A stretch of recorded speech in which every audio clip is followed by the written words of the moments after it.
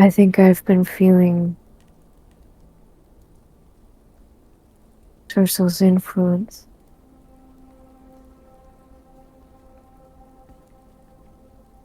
You're feeling it? Or are you just seeing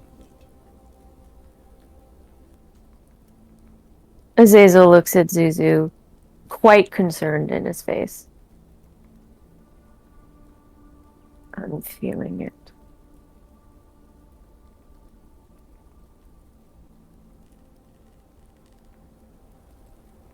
You know, down there, we're kind of used to it. It's more of an annoyance that we all have to ignore.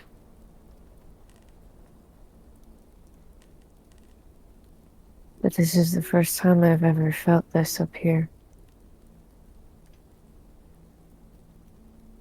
It's different.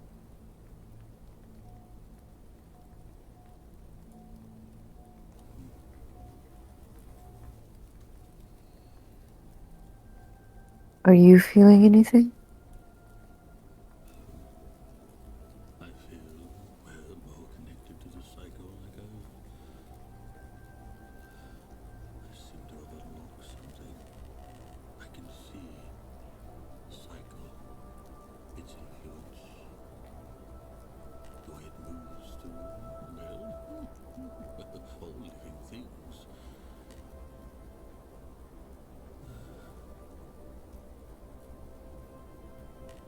It's like I'm seeing the world for the first time. You see it in glimpses when you cast magic. It feels like it's accepting me. Mm. The influence of all the gods are within all of us. But as we've seen here this night, we have free will. That man had a choice. Even the face you saw, the thing you felt, he still chose a different path. But if anything, that gives me hope.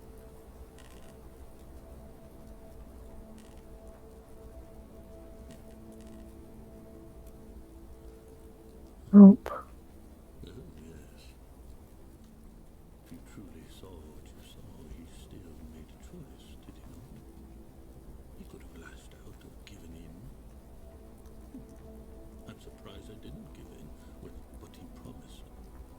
But what stopped me was the words of my mother, the letter I read, and again the key component to everything in all magic.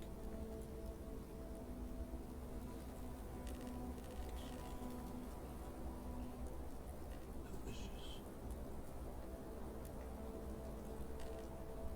It was enticing what he promised.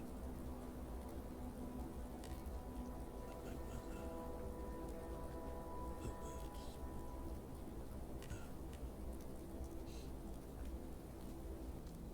no. Mm.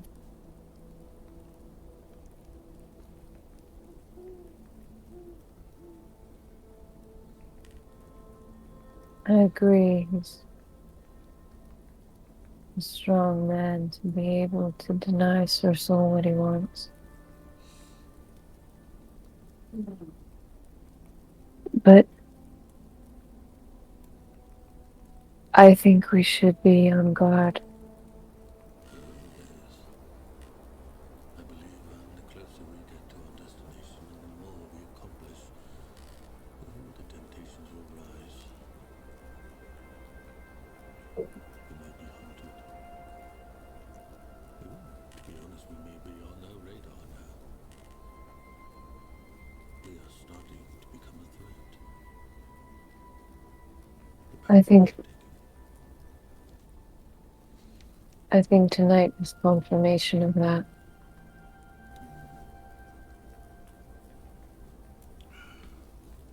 Sorry I brought tea. Mm. But I may look young, but how do I feel younger? Oh, look at me. The wrinkles under my eyes. Zazel looks at Zuzu, kind of shocked, like looking around, like, where'd you get tea from? Dancing servant just comes out like floating tea towards you. He's been cooking it outside of the grove this whole time. I'm up for tea. Uncle Iroh moment right there. Some of my beer strands starting to get back its color.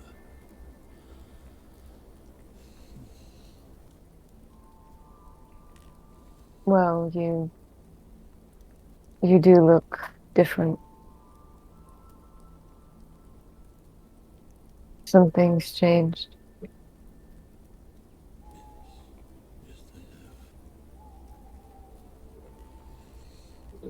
Where is our elf friend? She has to be around us somewhere. No, she's close. He's what? What did you say? Like with disdain, Azazel's like, oh, she's close. Like a bad smell's in the air, and Azazel knows who it is. Yeah. Yeah. The smell of blood lays thick on the air. Kind of see her coming from the tree line towards you guys, like hearing your conversation wind down. She'll emerge and speak to you. Lady, just goes into a very deep bow. Azazel tries to smile, but it doesn't really come across well.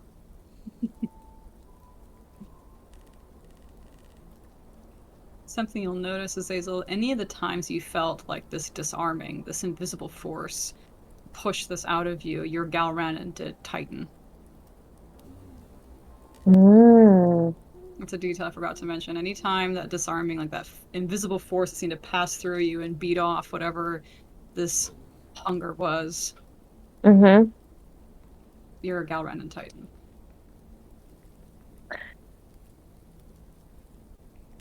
Okay, that's good to know. Good to know. No, it's serious. Yes, it's business. No, it's bad. He's bad.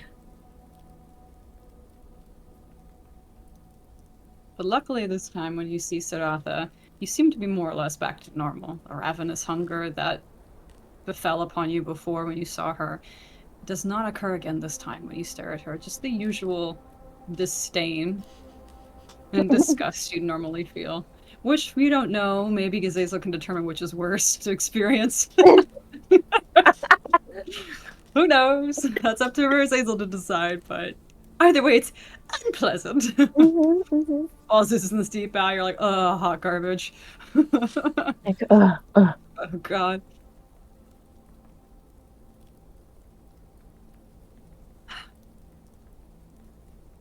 Well, it is worse than I feared. what's worse? I couldn't help it over here.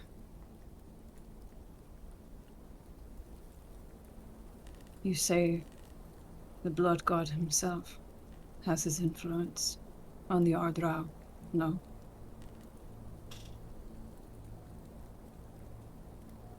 He does.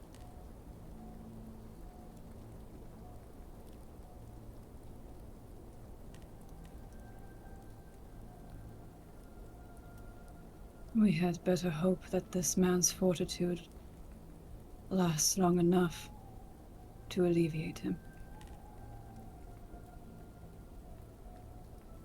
The amount of damage that man could do with such a god in his ear, heart, and head.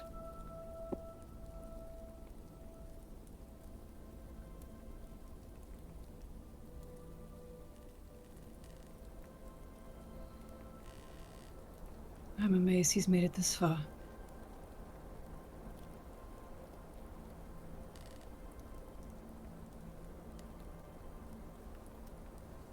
No.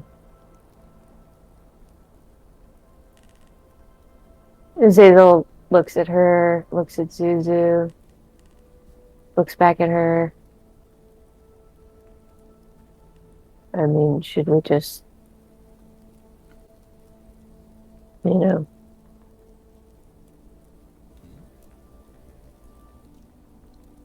And Azazel, like, gestures, like, cutting off the head.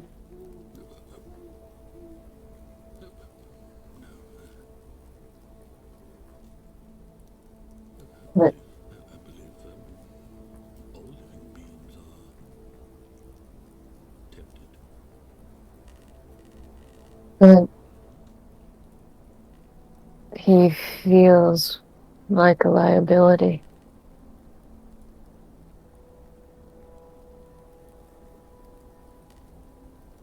Like you said, if he falls or succumbs to some sort of fatigue, we're not in our favor. Playing a very dangerous game. I mean, if the gods were to get a whiff of that, who's to tell if they would use it against us? Tempting small little things here and there could easily manipulate us to about just about anyone we come across. Hmm. It is a fight and a struggle we all have, doing the right thing. The little devils or temptations that come across, good, bad. It's a struggle that we all fight each and every day. We choose and hope we can be good people and do the right thing. I believe in him. I see a hurt man in love. But I also see a man who's able to endure because of having and believing in that love. It is his battle, a continuous battle. But I believe in him.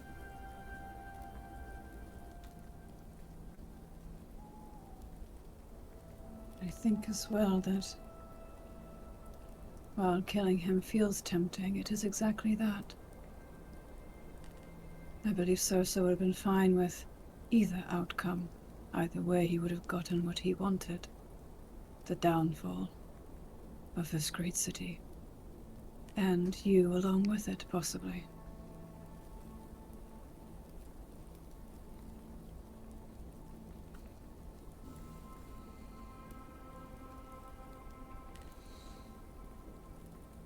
What that man fights and does is his own battle. And if we are to have faith in the gods,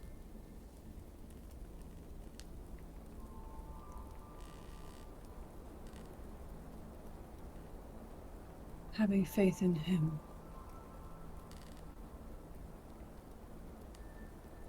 he chose the way he chose tonight, as he's probably chosen every day, for what it appears to be decades. We have spurned Cersei greatly tonight, by not giving him an inch of what he wanted, whether it be the Ardrow's death, or the research he so pines for.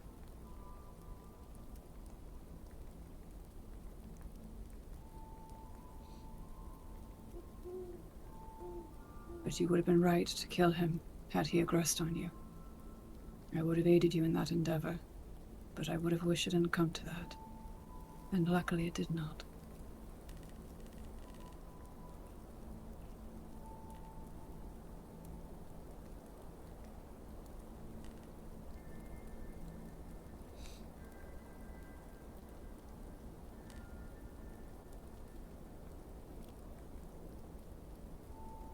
We should not linger here too long. Follow me. I hope you found what you wanted. Or what was needed. Zuko's eyes begin to tear up. He does smile and simply go to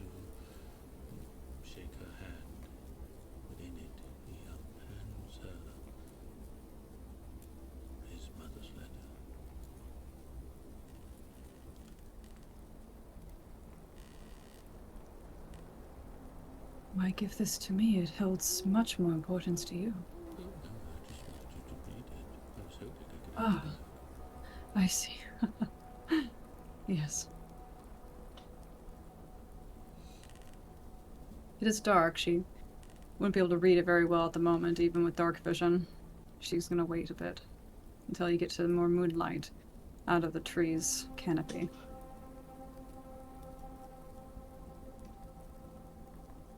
You guys may continue, whether in conversation or in silence. But she'll read the letter as you walk.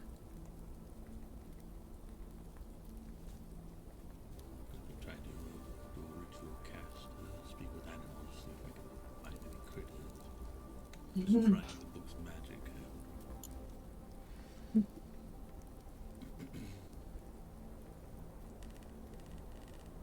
It is a book you'll have to attune to it, so it'll take a little bit.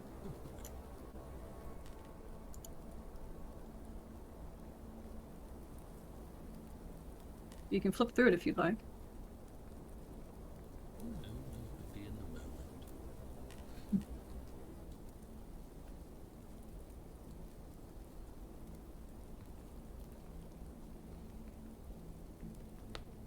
She'll walk with you and keep reading. As she gets through it, you just see her expression in a stillness. There's clearly emotion. She just nods in understanding and gives the letter back to you.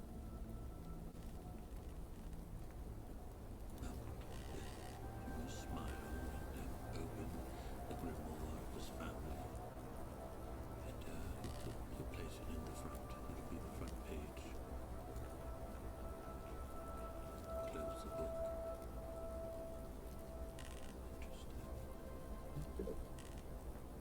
Interesting. Just smile.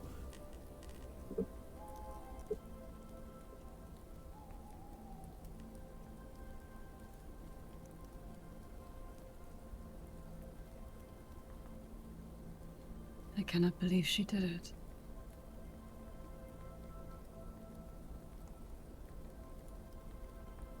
You just see a hint of a smile on her face.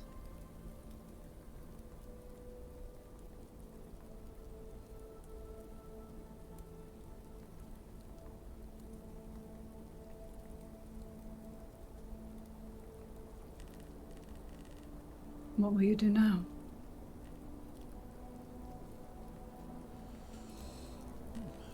Well, this doesn't change much.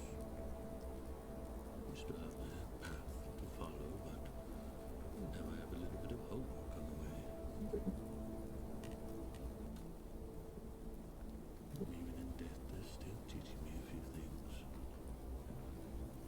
Magic itself, I'm starting to read and get glimpses of it, understanding. It isn't beyond my knowledge.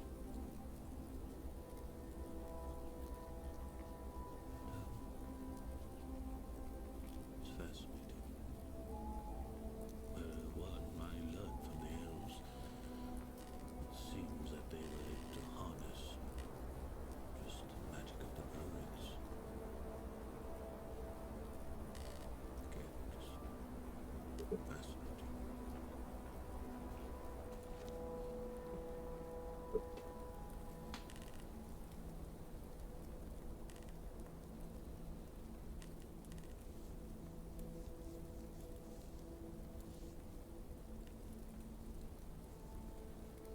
You see her kind of deep in thought after reading the letter and taking in the meaning of this.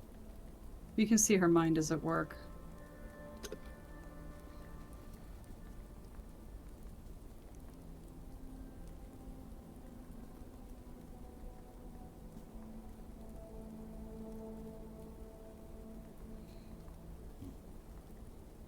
She'll lead you back to the House of Healing. The streets are still quiet.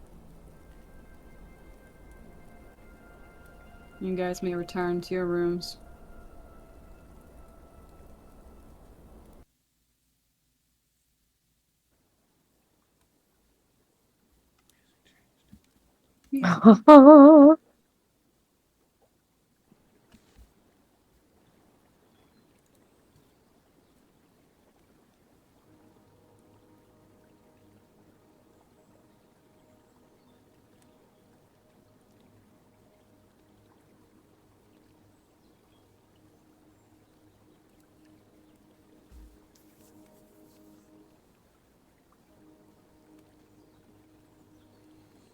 Returning back, Scott and Ellie seem to have kind of fallen asleep in their respective alcoves, poring over books, seeming in the middle of conversation, passing out, Junebug with them.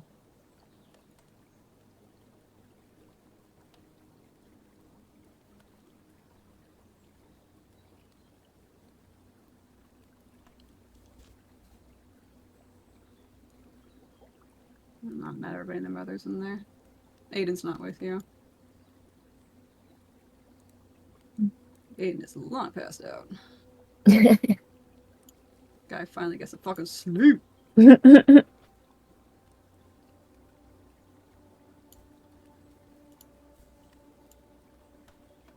Saratha will guide you back to your rooms, and is seemingly silently, again, deep in thought.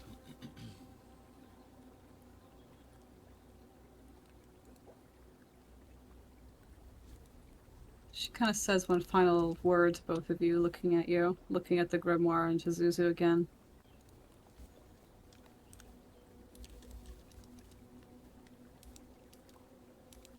I've always been celebratory of your mother's work and findings and your father's.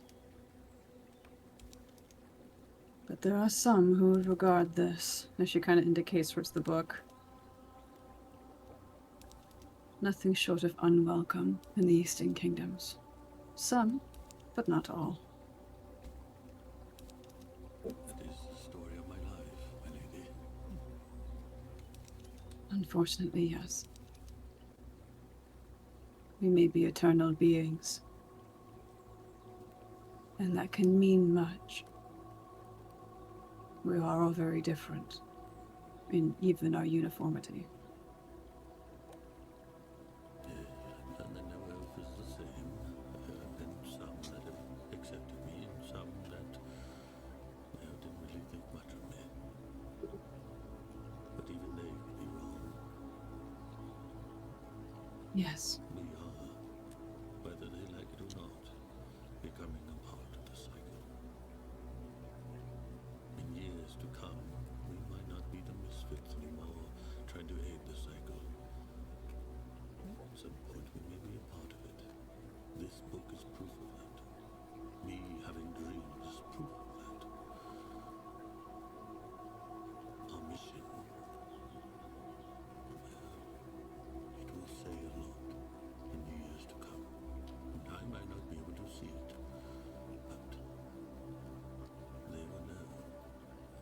They will know who changed everything.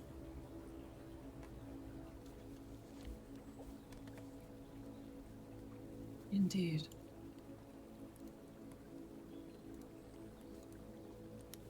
Your mother spoke of a barrier. Something to be rectified.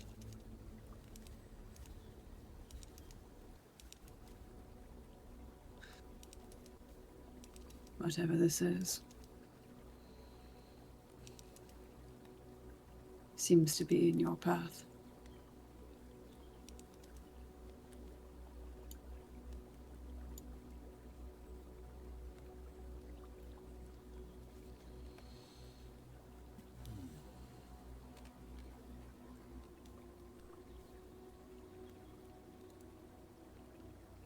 I believe you may find your answers where you're going, as I believe you do too.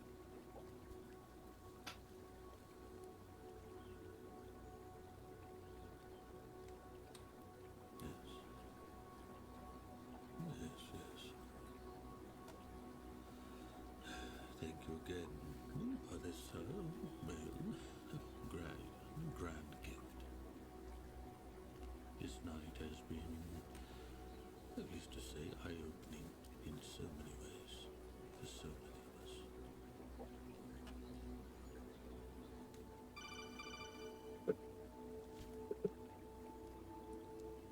Kind of does a light, like a graceful but deep bow.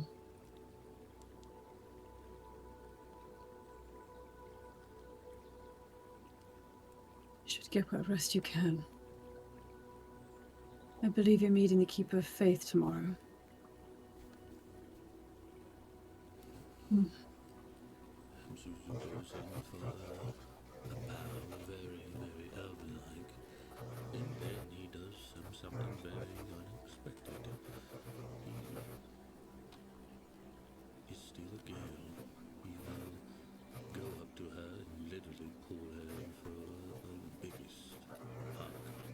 he can. And as he pulls her in, he just merely whispers thank you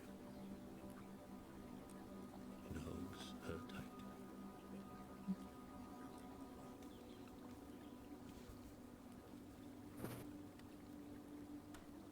You see the initial, she almost, when you're hugging her, feels like hugging sunlight. She doesn't feel quite human. She isn't. And you feel as you hold her this strange warmth, and it's very gentle as she wraps her arms around you too. Like there's a pause in her movements.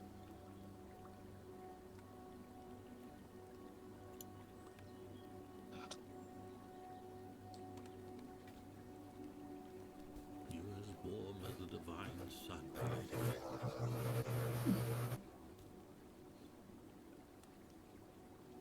She kind of tucks some hair behind your ear, looking at your face. And you can tell behind her eyes she recognizes the difference in your youth, but doesn't say anything.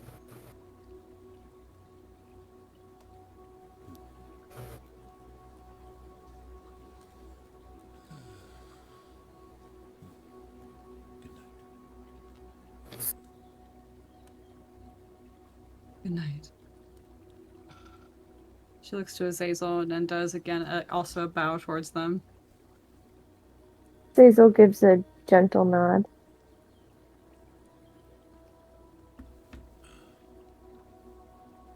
And you hear her voice in your head alone. There's very little I wouldn't give to see where your kind hail from. The difference in all things, I'm sure.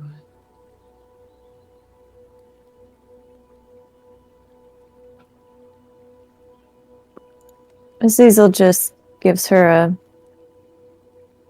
very subtle smile.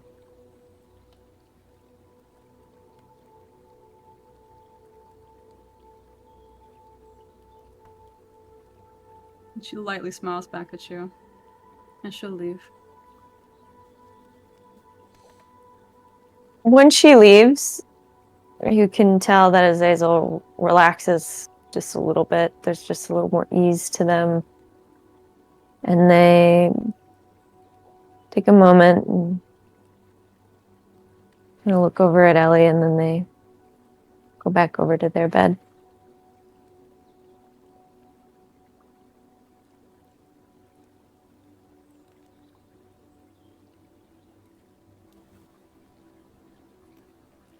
Do we have the artifact? It is in Ellie's bag of holding, but you can definitely go in and grab it if you'd like. Who will try to sneak and do that, or? Sure, roll me a sleight of hand if you're trying to be sneaky. I mean, I can do it for you, bro. This is very sneaky if you want to recruit their help. You might want to take a gander and look at it. It's been in there for so long. And we are Yeah. going to take it. With us, of course. Yes. Yeah. Go ahead and either you can ask for Azazel's help, or you can ask Azazel to do it, or. It does say that to Azazel. Okay. Oh, okay, got it. Okay, got it. Yeah. Sorry, my bad. Go ahead. Azazel just, takes in Zeus's request knowingly, and what he's about to do, Azazel is purposely allowing Zuzu to see it. Mm-hmm. Almost like, you're being pulled back behind the veil. Oh boy. Stealth or... If you're trying to sneakily grab something, it's gonna be sleight of hand, which both of them use your dex modifier, so it'll be very similar. So sleight of hand, if you please. Right. Yeah, Ellie's asleep, so it's not hard Great. at all. Great. So DC is not very high. You can kind of sneak over. And how would you like to describe how you yoink this orb from her bag of holding? Or you can just grab the bag of holding itself. Azazel just walks right over there like anybody else, but it's like between the beats or like in the rhythm. So like he walks when like her breath makes a certain sound or whatever, but he doesn't do anything to like be sneaky or stealthy. It's just like a rhythm kind of thing. Mm-hmm. Almost like they find a beat and then they move in between the beats. Mm-hmm. Kind of almost giving Zuzu like, hey, this is the trick to it, kind of a thing. And grabs the bag of holding and takes it over to Zuzu. Easily enough, she's kind of like lopped over a book. Like there's a light snore. It's very minor, just how her jaw's slacked, drooling a bit. She passed out. She was deep in it, man. She's reading about the Infernal and the deep lore of Morian and his cults, whatever she could find. Just very easily and subtly, you can just, like, that's how it's done. Yep. Indiana Jones style, just bring it over to Zuzu.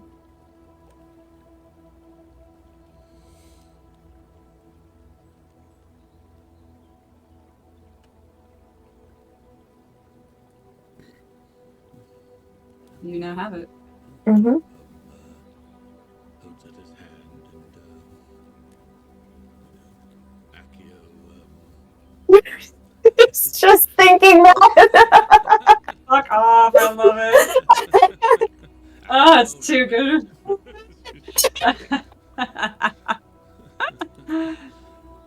yeah, he kind of just reaches in and kind of just thinks about the artifact. He hasn't seen it in so long. He doesn't even remember what it does. Got you. I don't remember. Yeah, that's me saying I don't remember what it does. Yeah, I'm like, don't worry, I'm picking up what you're putting down. I'm picking up what you're putting down. Here you go. The flame of the Erlen. Mm-hmm. Oh yeah, we got this in the shipwreck, right? Yeah, you got Okay. it. For context, since this was before your time, but the party had gone into a shipwreck in Monogravond. It was an elven ship that had run aground, which is highly unusual, and you would know this too. Elven ships do not run aground. Something clearly happened, and upon glance and going in there, it was very clear that there were treasures that were untold. That like it's an elven ship, you know, and the ship alone is worth so much. And you're in Monogravon, people are going to come sniffing, and so they fought their way to get to the ship, and there's elven ships, especially something carrying magic items, are heavily trapped. They're only meant for elves to use and steer and utilize, and so they had a bit of a tough time getting in. But once they did, they were able to decipher codes and passwords of ancient elves and get inside, and what they found was just bodies of elves, druids even, Karmasils in there. They had magical items they were guarding with their life, and it seemed like they locked themselves in there to prevent from something killing them and destroying them, and whatever it was had succeeded, and one of the druids was clutching onto this orb. And they identified what it was and its meaning and its significance when they met Martana. Is this all that it does? I thought it did way more once we got it buffed. Yes, it does more, but like what it does is very hard. It's hard to describe or say, because it's just teeming with such a ancient, almost primordial energy that its power seems to continue to grow depending on what happens to you guys and its capabilities. And what they saw when it was in the hands of Martana, what you guys saw when he lifted it up and he like erupted it into starlight, and he was watching Azazel to see how they would react, and it was like a test. basically this light or this whatever could be produced of it, depending on the wielder, could evoke so much from it. It really is a magical artifact that does what it does depending on the power of the individual and what the individual can provide and if they can wield it or harness it. And Martano had used it to kind of scan Azazel to see if they were something to be worried about or an evil being, more or less, that seemed to be smited. And Azazel didn't react. Nothing harmed them. That was kind of Martano's scan with using the orb, so it seems to be mercurial in nature. It's hard to discern exactly what it is. All you know is that it's really important and very powerful, and a lot of people would want to get their hands on this.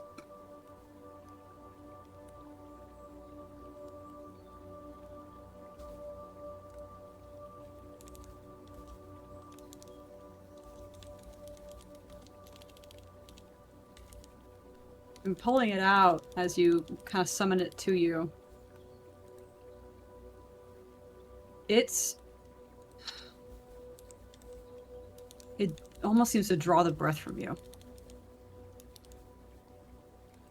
In the night air and the night sky, it seems to teem with starlight inside. Primordial and effervescent, seemingly alive. You can feel Martano's essence inside of it as he had breathed upon it, put a piece of him in it and his energy. It seems almost like an eternal burning star in your hand. It seems quiet, though, dormant, but the power is undeniable. What are you gonna do with it?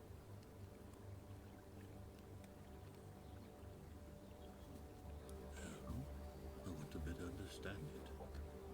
If we are to carry it, I need to study it and understand what it can really do. We are meant to protect it, but it is something more than that.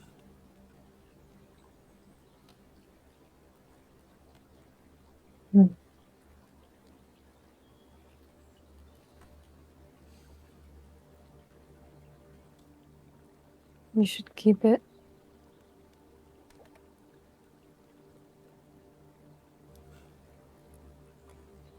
Like me? No, why not?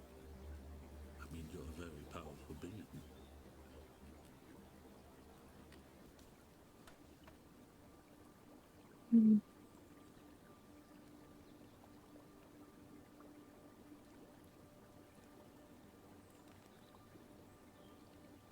I think you should carry it. It's a lot of weight, but if you're confident that I can, then I will.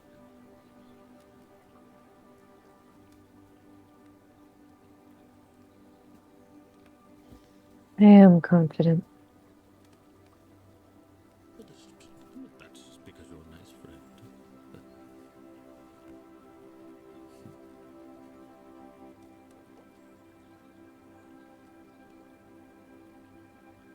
Thank you. It's elven magic, right? As far as we know, by the gods, it's way more than that. Hmm. What I hold in my hand is hope.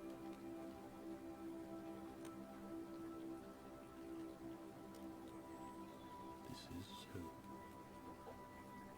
that the gods will aid us on our journey below. The light, the beacon.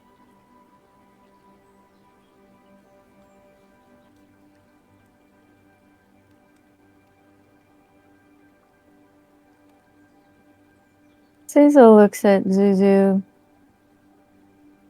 and a very kind of pleasant smile comes across her face.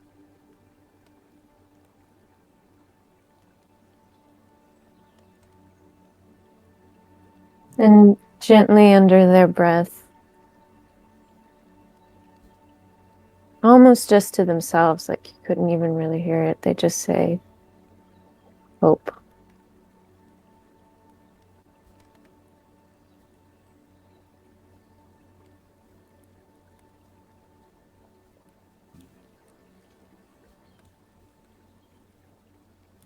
Zuzu sits hung at the edge of his bed. He has the book of his family. As by him. Do I have to attune to this light? You do, yes.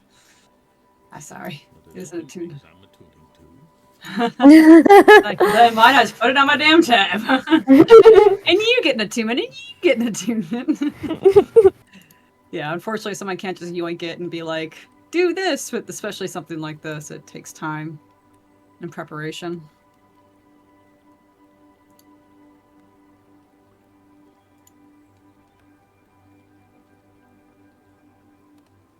You sit down, you started tuning to it?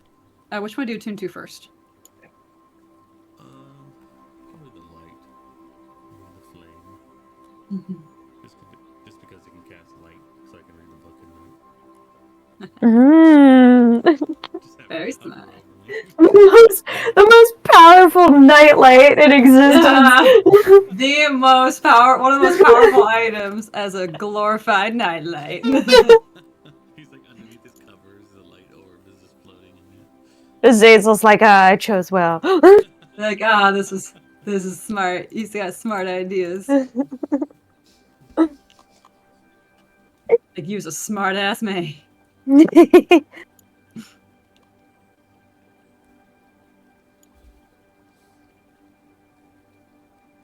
When you're tuning to it, and as you are, it's spending time with this magical object. And Azazel, you can feel this. You can feel it's just like an ancient beast slowly waking up. Mm. And it's just stretching and filling the space. Zuzu, you could just feel as like this is the first time somebody's attuned and messed with it since Martano really did his thing with it. As you're attuning to it and gathering yourself within it, it's almost overwhelming. There's so much energy and magic. Your body almost seems to have to realign itself and resynapse to adjust, almost like adding another piece to you. You are a part of this item. It's a part of you. The idea of separating from it would riddle you with an anxiety and a terror. Almost this overwhelming protective desire over it now that you're connected to it. And as you do finally attune to it, you hear the roar of 1,000 dragons and the heat of the desert in your mind, in your body, as you feel Martano's energy pass through you and what he provided. And you hear the chorus of endless elves before you and the hum of the land as it cools the heat of the desert. And like rain falling, it seems to just disperse over your body.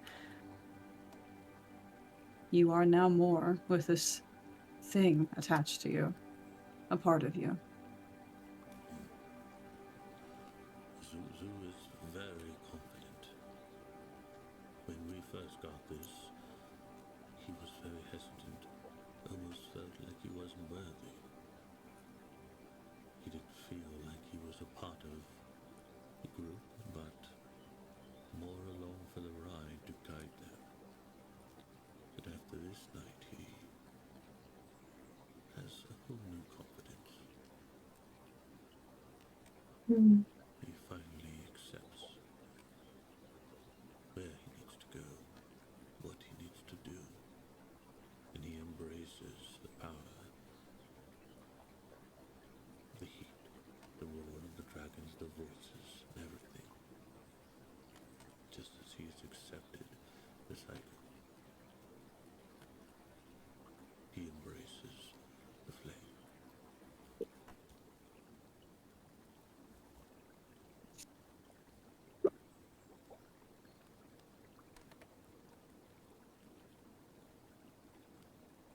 This is not lost on you either, Azazel. You can feel this shift.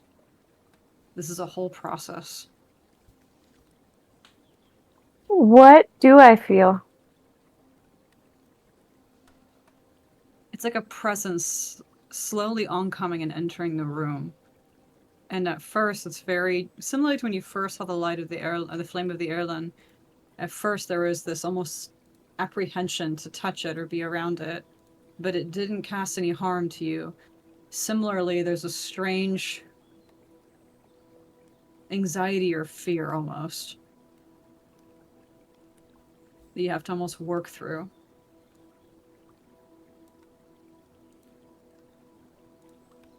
There's a tension for you.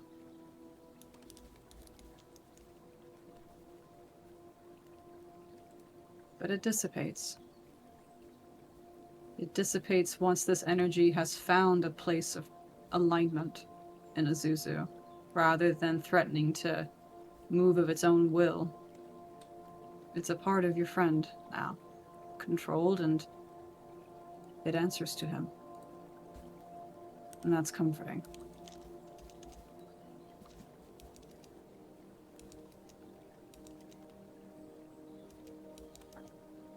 Azazel feeling this kind of anxiety in their body. They hold it by becoming very still at first. Like so still. Like no mortals are really ever that statuesque. And there's this internal kind of gripping that they're doing on the inside, not too similar when they're resisting something down below.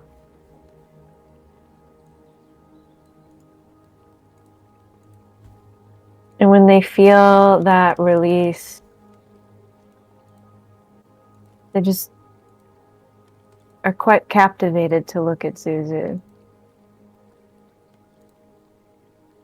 Almost like when you're around a person that it's just so easy to be around them.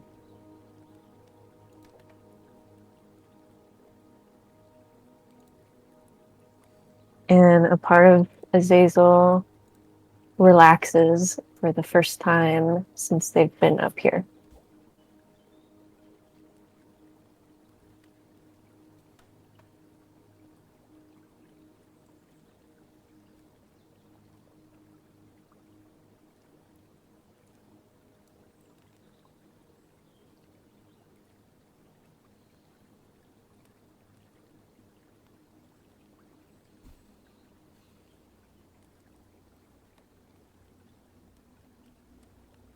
Zuzu, roll me an insight check.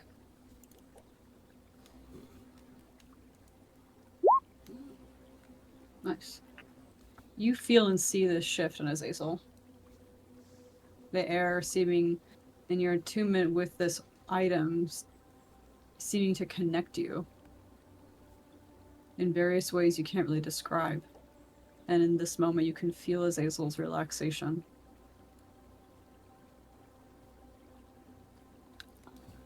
What is it? What? What's what? And Azazel kind of looks around like did they miss something?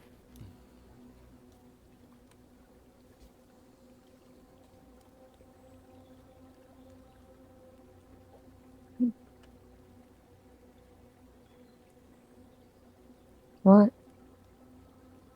No, I just felt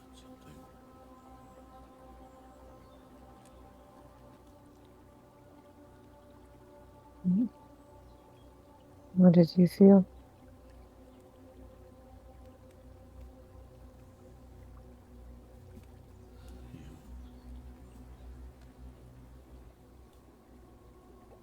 You.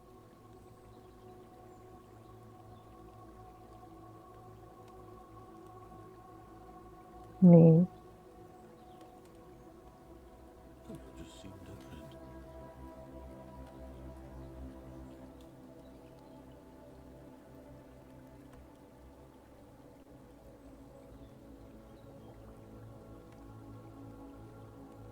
Mm.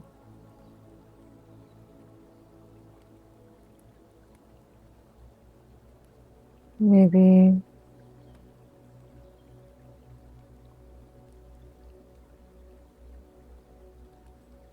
Maybe I am.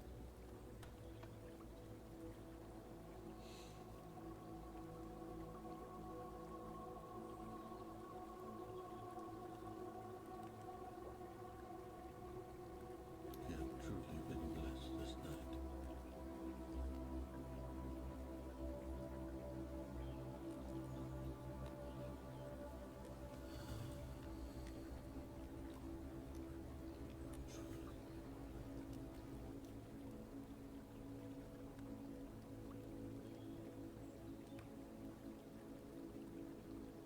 Maybe we should get some sleep. Yes,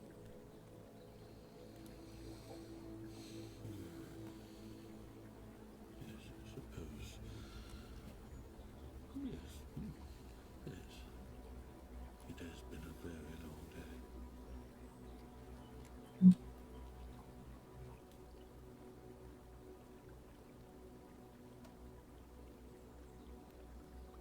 You guys can head to your respective beds. And the command word to use the orb, or the flame of the Erlan, how you say it is Antulian. And it will invoke its powers, however you seem to channel it, or again, it's quite ambiguous outside of what's been written out there. There are clearly other powers at play that are beyond your understanding right now. But it's absolutely radiating it. It seems to give you and listen to whatever power you can command. It is sentient. You can feel that about it. It's choosing to align with you. It's choosing to obey you.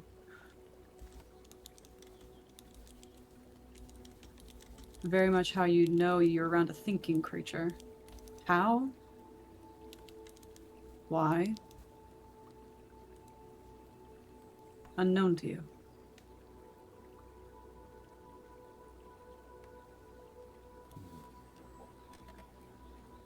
The last time you truly saw this in action, at least around a god, and it move, was when Martano ripped it out of the bag of holding. It seemed to lurch towards him like it wanted to.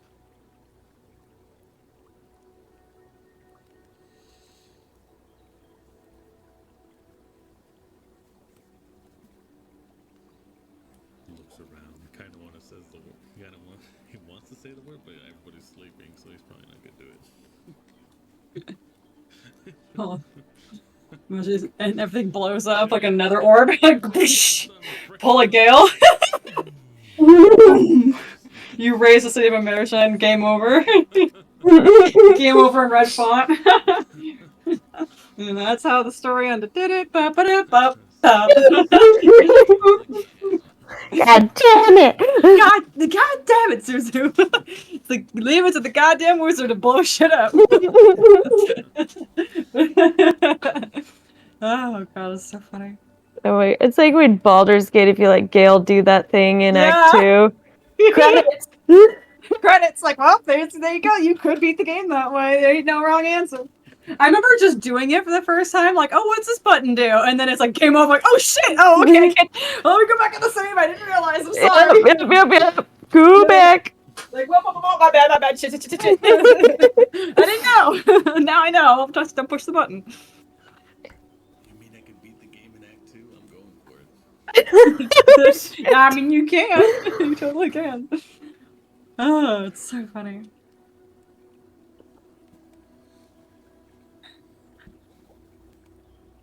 But yes, you guys are able to fall asleep.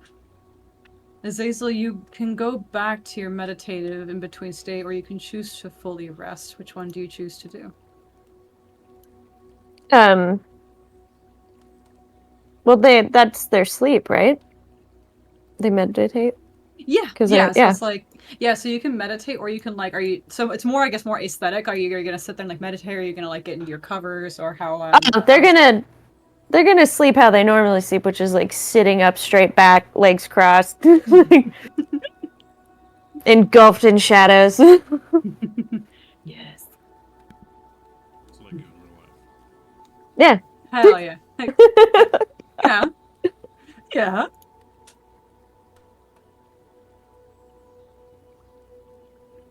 Zuzu, do you attune to your book before bed? Yes. Yes. So does this mean I'm now just down to 1 exhaustion? Yes, this is your last one. We did it. Oh my god. We made it.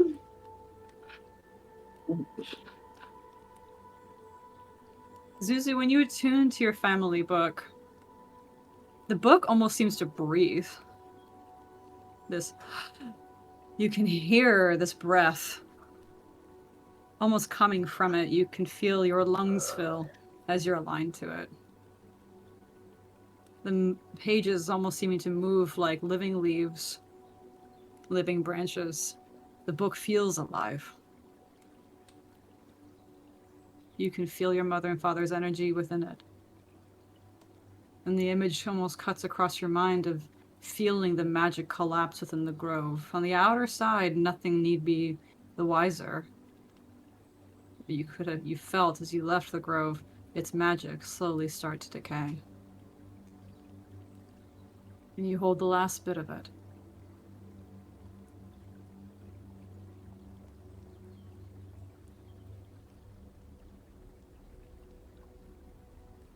Zazel, as you drift in between meditative states, you feel your Galrenin do something unusual. You've never felt it do this before. The fuck? It shakes. Almost seeming to... You've heard or you've felt it tighten and loosen. This time it almost seems to twist as if a ringing effect, like when you're wringing out a towel and like with a shaking to it. As if it's trying to fight something it's not used to. Cecil's gonna put their hand on their Galranin just for safety. As it shakes and twists, an image that's clearly an invasive image. The Galranin's still holding fast. It's fighting off something. It's very clear. Roll me a wisdom saving throw. What? Okay. Ha ha ha ha ha. With this shaking and twisting, you can tell it gets more aggressive and violent. Something's trying so hard, but you're able to discern. You can feel your queen's interference. Whatever is seeming to come upon you or towards you or of you, she is fighting it. And in tandem together with your wisdom saving throw, the both of you are able to stave it off. But not before you get at least a few images. Flashes. Of a familiar stare and hungry eyes, with a smile on his face.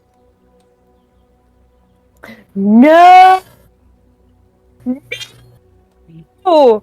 No! Who the fuck is that? But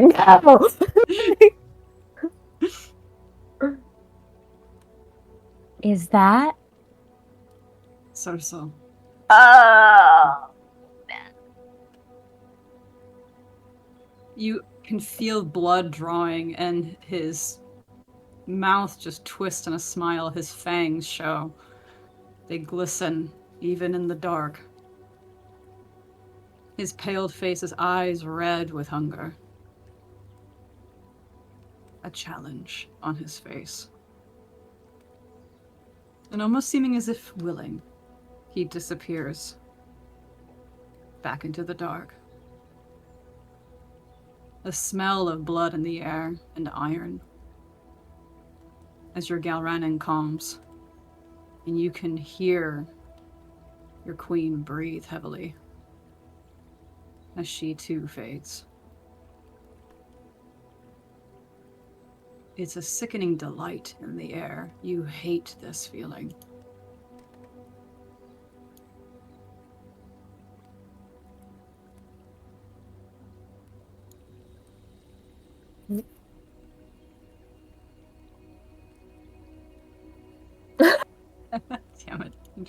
Yes. um, Azazel's gonna snap awake, like jolted, kind of out of their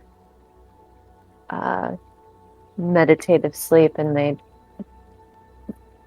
quickly look around, taking in their surroundings. They look over at where Zuzu's sleeping, Ellie, Scott. It's almost like they're listening into the whole room just to be certain that Cercel's not there. Roll a perception check.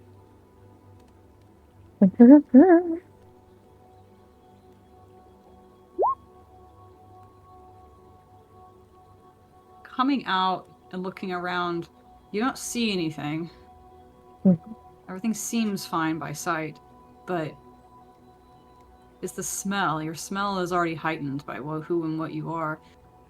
There's as if there's a faint passing, a permeation in the air of blood. The same smell of blood and iron that you are very familiar with of Cercel's realm. Whether it be looking down at your arm, you notice blood coming down your arm, and you can feel almost his glee within you, this delight that he's drawn first blood. He got to smell you. And you can feel his hunger dissipate, along with the smell of the blood. And melt.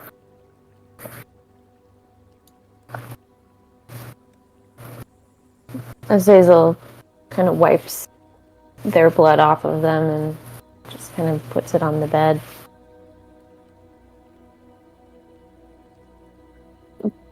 Looking around is like Zuzu and Ellie and Scott. Are they all still asleep? Yeah, they're all peacefully and blissfully unaware. But you felt Cercel's presence pass through this place. It was brief, but by your queen and you were able to stave him off. Azazel is just going to remain quiet, but they are going to watch for the rest of the night as everyone sleeps.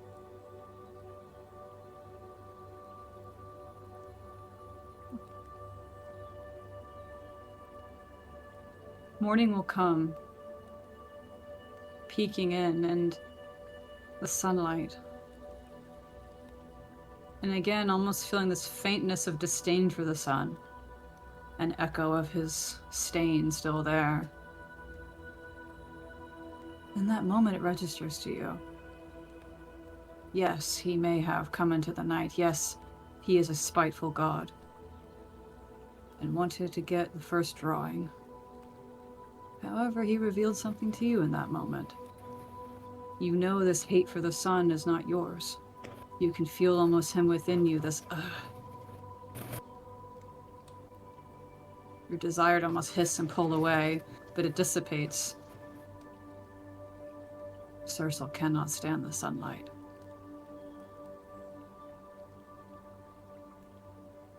Any lingering of his presence, whatever echo, is dissipated by the oncoming sun, the oncoming morning.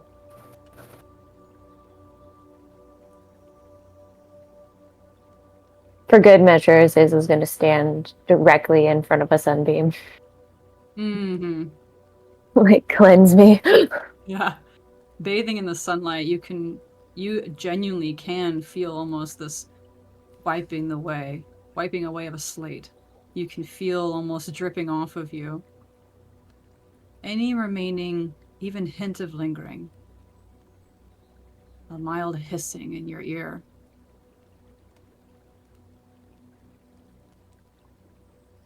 Like a shadow retreating into the dark. As the sun warms you.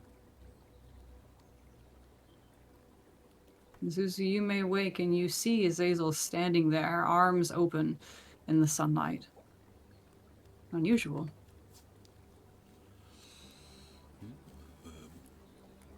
Praise the sun. Azazel kind of shakes out of their trance in a way and what? I'm sorry, what? No, I'm joining you. Oh, And it just sees the sun and it arms out. Beautiful.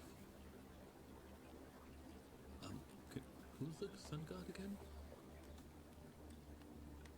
Technically, it's Mortano. He's the god and the sun of fire, of earth.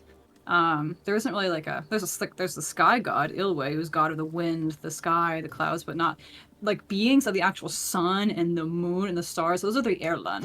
The Erlen are like the titans, the creatures that made the gods. So technically, if you're talking about the sun itself, you're talking about the Erlen themselves, like celestial great beings, beyond celestial, beyond anything you know, beyond the gods. I wonder if they would help us. right. I mean, here we are doing a quest and trying to get the blessings of the gods. But look at them. Look at power. Power that sun has. What it gives. So much life. I wonder if we have the ability to speak to them.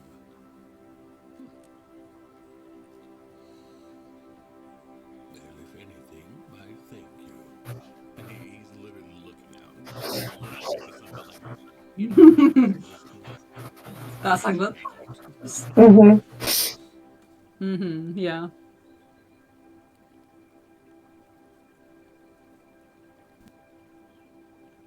Reaching out into the dawn, Azazel, you see Zuzu almost in a existential moment of curiosity, the philosophy of what lay beyond the gods, the Erlen, beings that made the gods themselves, that made the continent, made the cycle itself.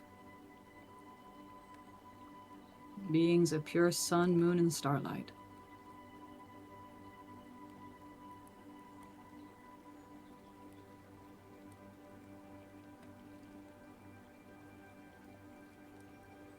So,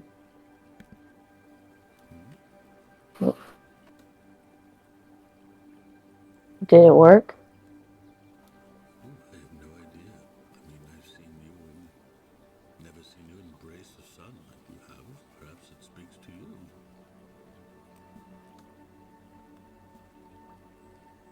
Um,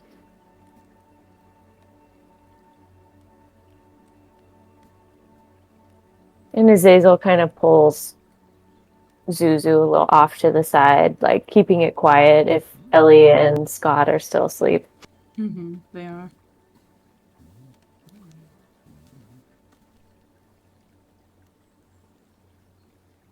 He came to me last night.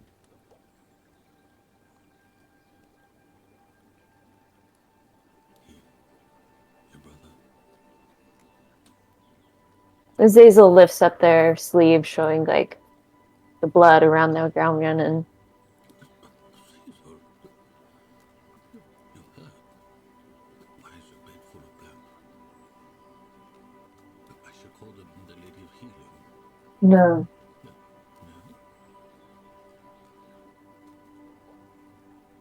It's a message from Circe. Oh.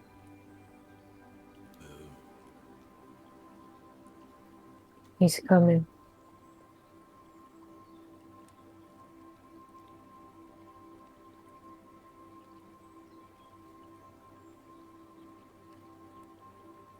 He's coming. Well, then we have work to do.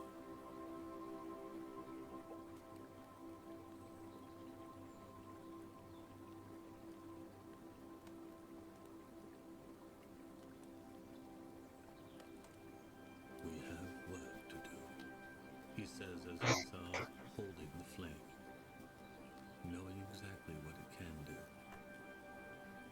He feels the rays and beams of the sun. Yes.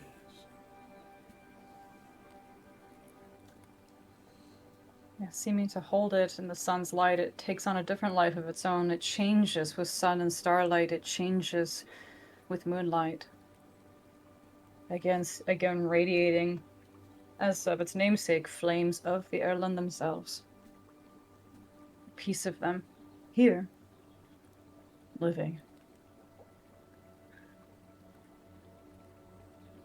It's no wonder the elves guarded it so greatly. Why Martana reacted so strongly to it.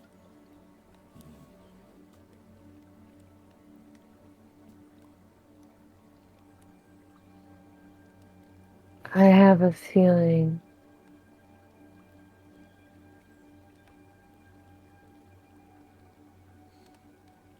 that Circe will not find us in the daylight.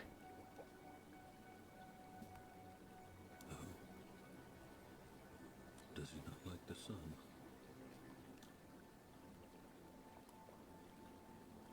I don't think so. When I felt him, I felt his revulsion for the sun. And it's the reason why I stood over there. I've noticed even the way you talk is different, Azazel. You speak of feeling. For someone who shows no emotion, you feel so much.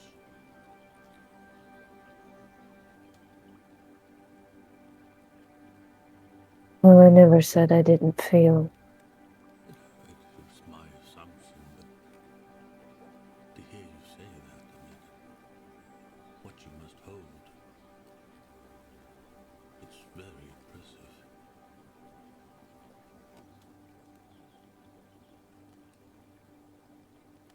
I think something happened to me last night. Are you okay? Yes. Are you sure? He reaches, not to touch your band, but like he sees the blood. And he, I guess where is it at? Is it It's on their upper right arm, kind of like a cuff. like above your bicep or? Like kind of mid bicep, right around. Yeah, his hand, I guess his hand would touch almost like where the elbow is. Mm-hmm. Joint. Just... Are you sure you're not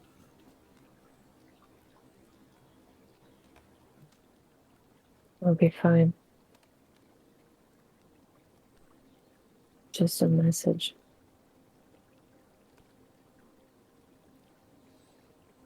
It's a message.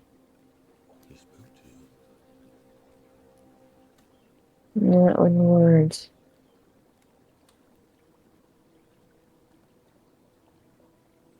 Circe likes to taunt us. He often likes to draw first blood.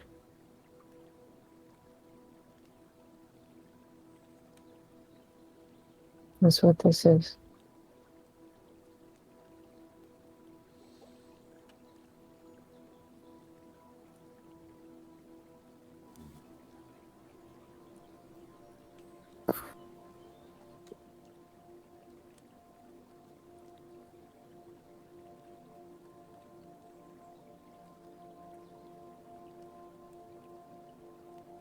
You see Ellie and Scott start to wake up. It's Ellie wiping the drool off her face. Oh, good morning. Oh my gosh, so late. She's like gathering up her books and like embarrassingly trying to pick up after herself. And Scott's just kind of like a lion stretching, Like waking up. Covering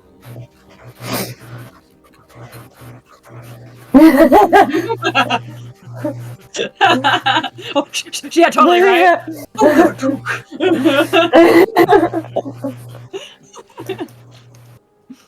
like he wraps it and everything. It's like, Cecil's just like, like nothing to see here.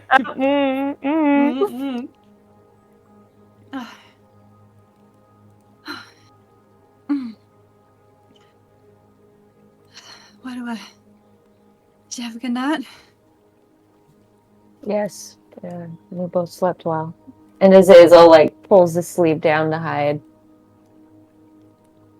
Just sort of like slide in front so you can easily do that.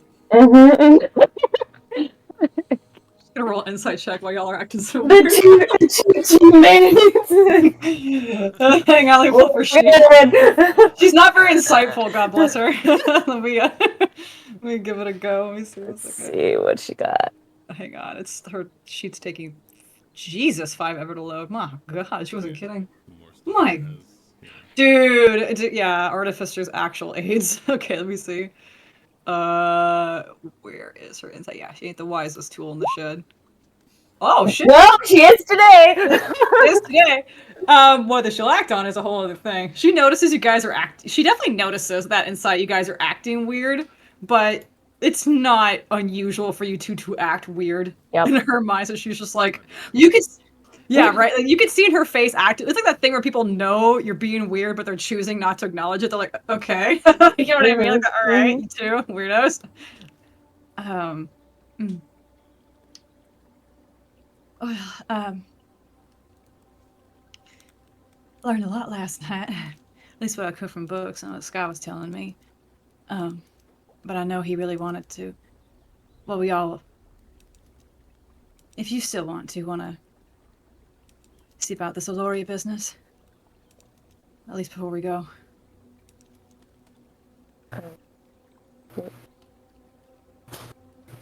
Yeah. I would never say no to knowledge. Mm-hmm. Mm-hmm. I don't even know if this will work, but Scott seems pretty confident. He thinks it was the dream thistle we took that got us looped into the vision in the first place, with Morian and all.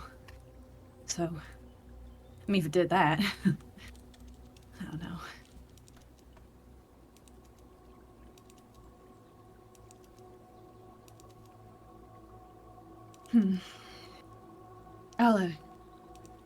We'll get us some breakfast, and you can tell she's like trying not to make too much eye contact. Like you can tell she's hiding her feelings. She's still kind of out of sorts.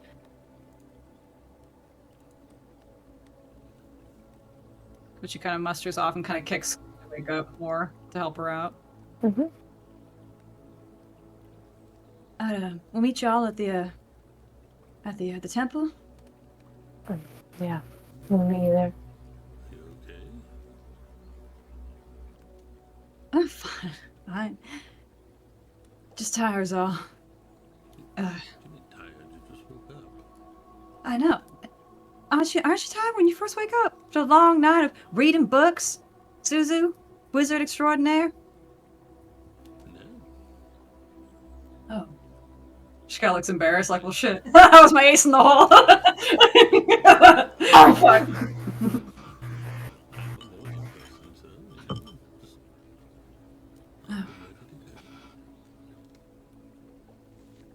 Junebugs a morning person, but I like the night, watching out in the swamps and all. You kind of need to be. It's when all the scary things come out. Maybe. I just hope that this trip, if it works, is a little more, well, maybe it's too much to hope for pleasant, but a little less, rough this time around. I'll see what I can do. Wait, you know how to contact her? Oh, I thought you were talking about the teleportation. Oh, that too. That'd be great.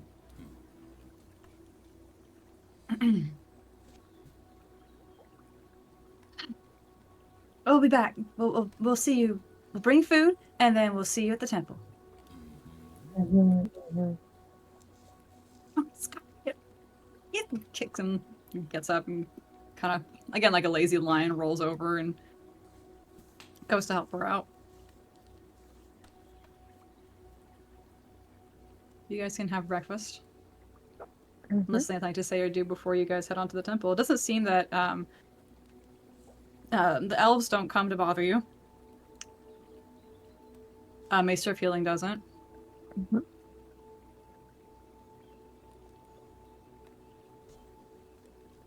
While you're eating... Oh, God, sorry. Do we see her? The lady Her- healing? Oh, no, nobody, so not the Lady of Healing, no, the... You guys basically were patched up. You were, like last session, she let you know you guys were discharged. You can stay here as long as you want. But, you know, you're not going to be needing healing anymore. So unless you kind of summon her to you or ask for her, she's not making her rounds into your room anymore because nobody needs healing anymore. Yeah. Wasn't she the one I was supposed to speak to about dreams or something? It's the Keeper of the Faith. She's at the temple. Oh, okay, never mind. So there's the people of the High Council you've met are the High Wizard, Master of Shadows, which is Aiden, Keeper of the Faith, and Master of Healing or Maester of Healing. I think that those are the only ones in the High Council you've met. There's others, but you haven't crossed paths with them. I think there's 7 in total. I think maybe 6. Yeah, I think 7.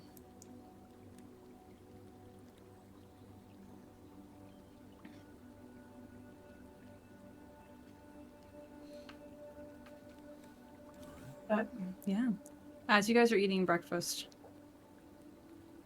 Aiden will come and be with you guys and give his greetings. Good morning. Good morning. I'd hoped to catch you before you went to the temple. I thought I'd join you.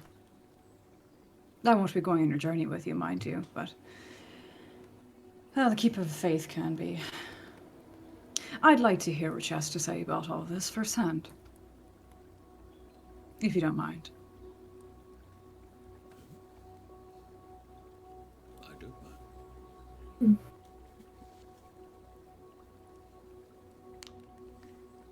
I'll meet you outside. He kind of lightly tips his head and walks out. And again, you both can see, like, again, a very light aura, almost a shadow, that barely clings to his body.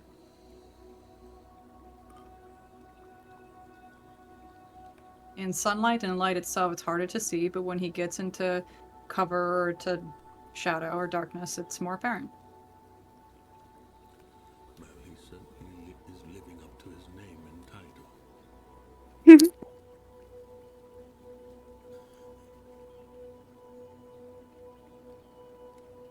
Yeah. Is there anything you guys had to say or do before we transition to your guys' journey to the temple? Nope, I'm good.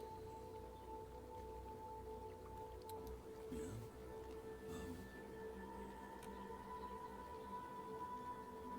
Zulu would share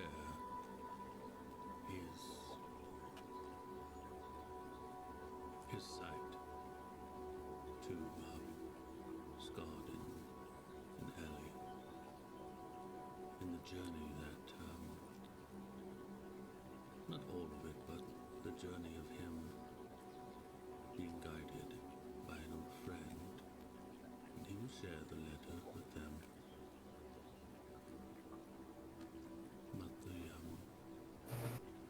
Not the actual book, but he will share the letter and just letting him know. Ellie will get teary-eyed and eyes wide. Scott will look shocked.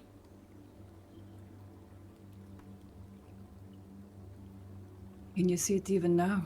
Scott says. The things you saw last night. Can he? Roll me an Arcana.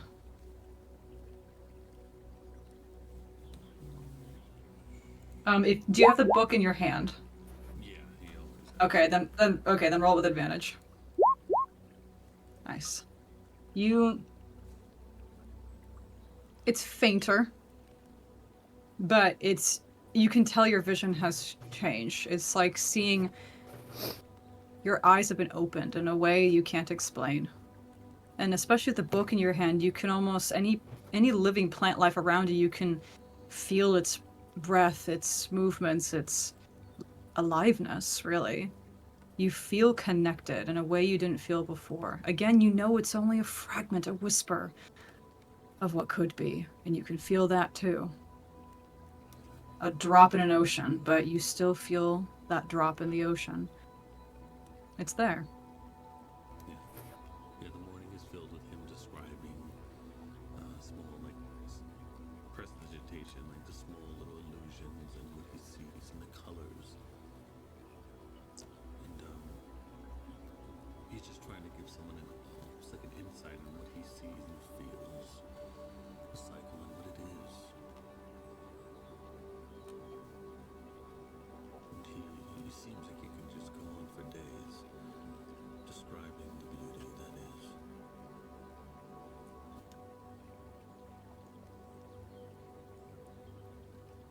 Is it just me? I don't know if I'm just waking up still, but you look different, Zuzu. I don't know if it's your hair or your... Did you do something with your hair?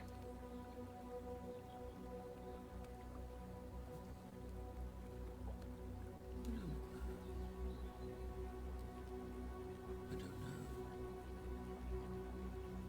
But I feel amazing.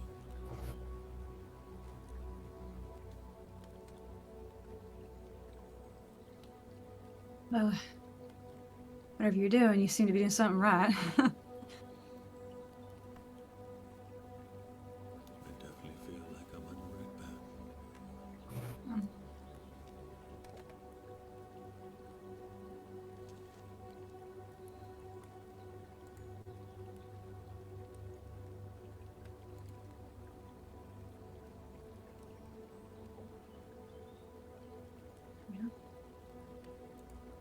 You can regale to them the story and add whatever you'd like.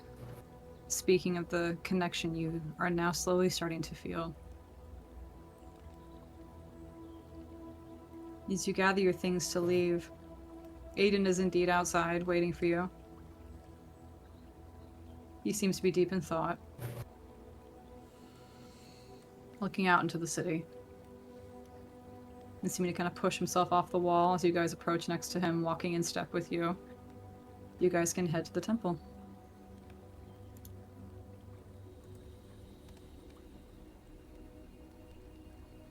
Let me just make sure. I've got Earbuddy's token on there. Mhm. If So you'd it's like. Okay, All sorry. of us and Aiden. Yes, you're all together. Okay. Aiden's just accompanying you. He's not gonna come with you on like your journey. He's just gonna. Mhm. He wants to see what the Keeper of the Faith has to say about all this. An inquisitive mind wants answers. Adjusting tokens. If you want, this could be a good stopping point to go to the bathroom. If y'all need to pee or get some water, or if you're good, we can keep going. I will make a quick bathroom break. You go take a bathroom break. Maybe back.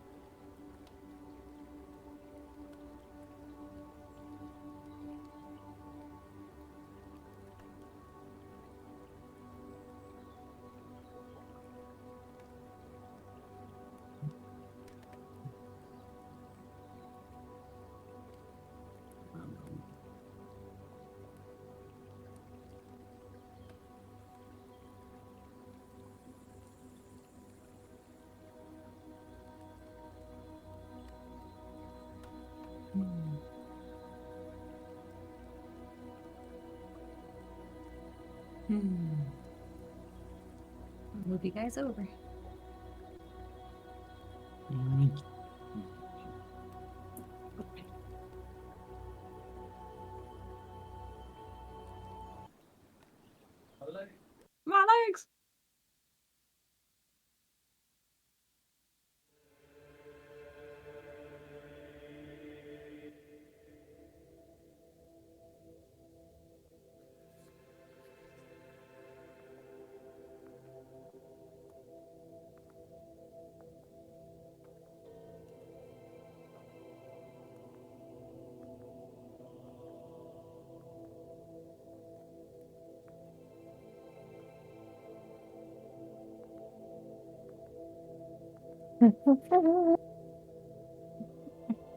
Back. Welcome back. And this is going potty too. Oh, good. What are you drinking? Oh, you can hear my clank clank. Yes, I could hear the clickety clank. Clickety click click. Mhm. I'm doing whiskey. Oh, You know lovely. me. Just cold-blooded whiskey. Is it Jameson? Is it good old We all James? know Oh. what it is. We all know what it is. We all know. We all know. We'll just speak in the known truth. What are you drinking? Anything over there? I'm drinking a little magnesium water, but I'm Oh. eating a licorice flavored caramel. So Oh, let's go. Oh, mhm. hey, let's go. Mm-hmm.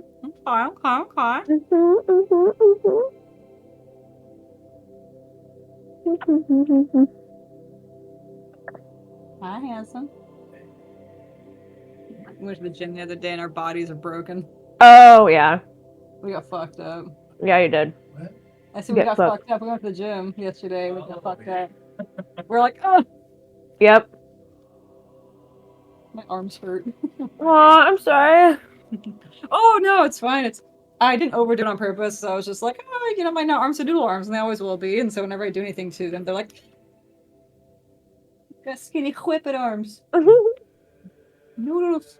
They're noodles. Noodles. Oh, I could listen to this all day long.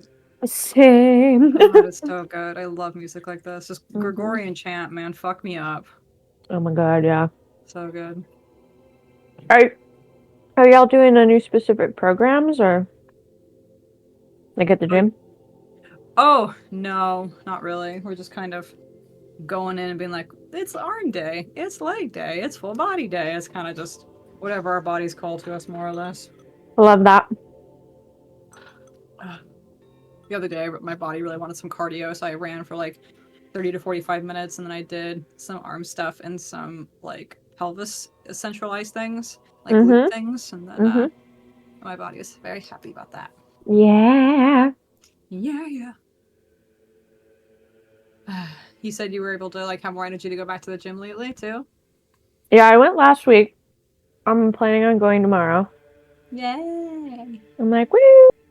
I'll try to go Thursday after work. Mm-hmm. Ugh.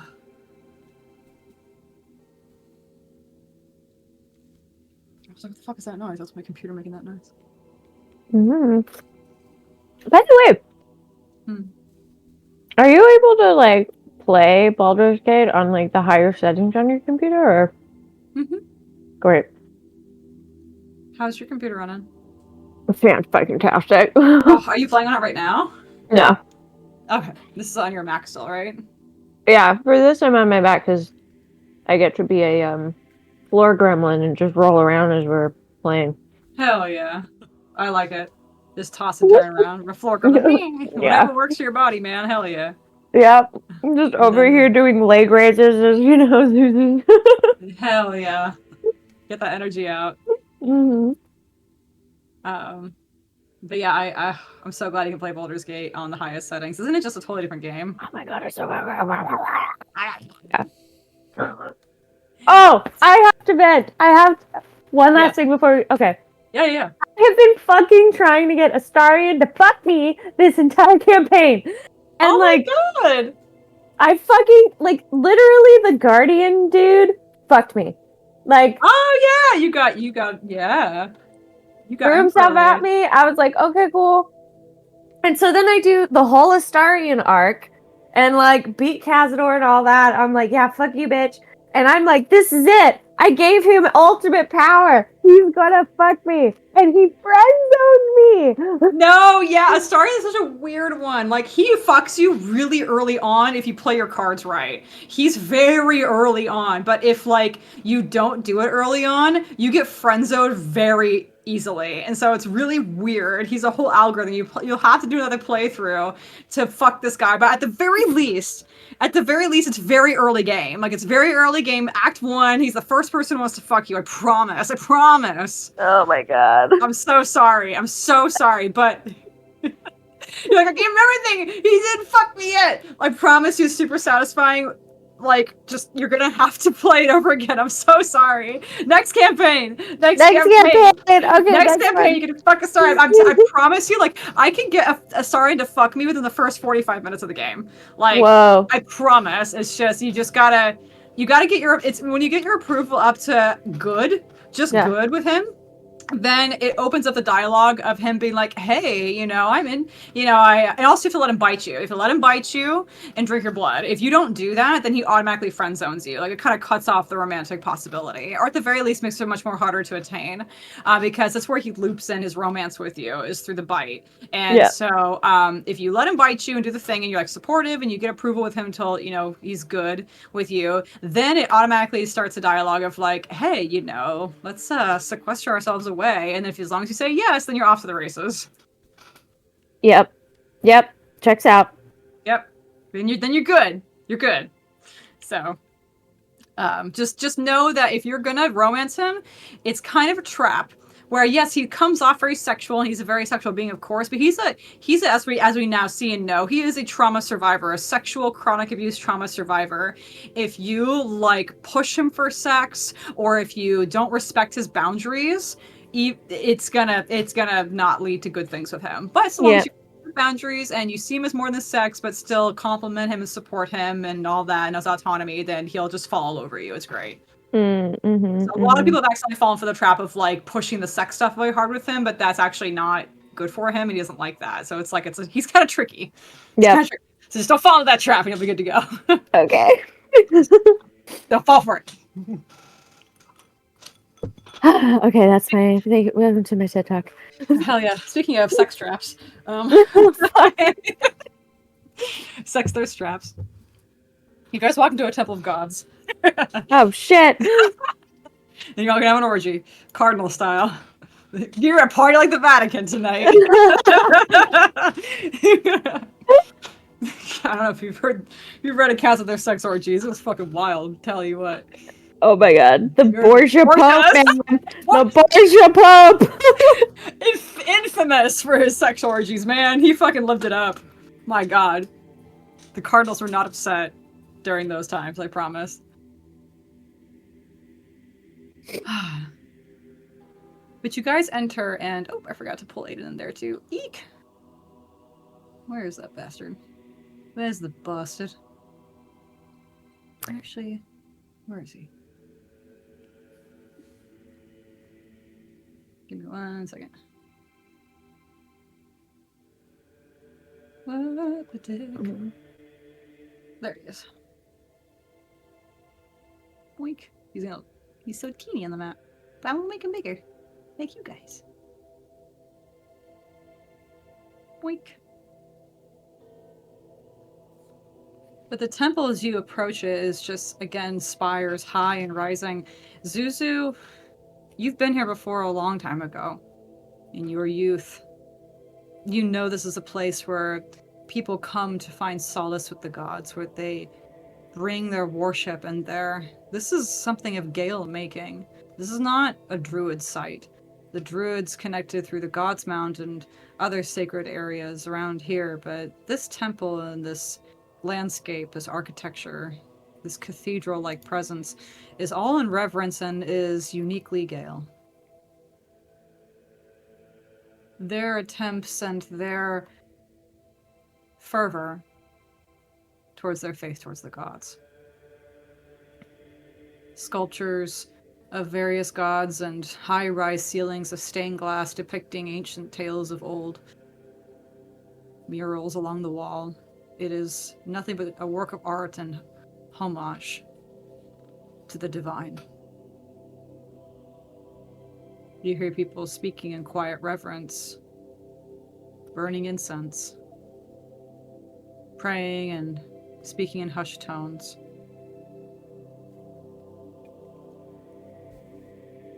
Coming in here, Zazel, Interestingly enough, it almost stops your heart for a moment because a place like this gives you a sense of familiarity, while something exactly of this nature isn't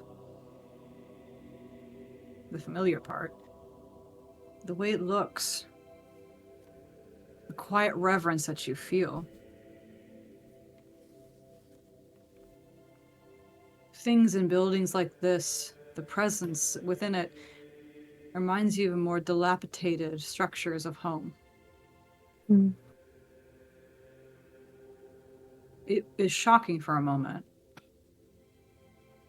as if you're seeing an echo in time,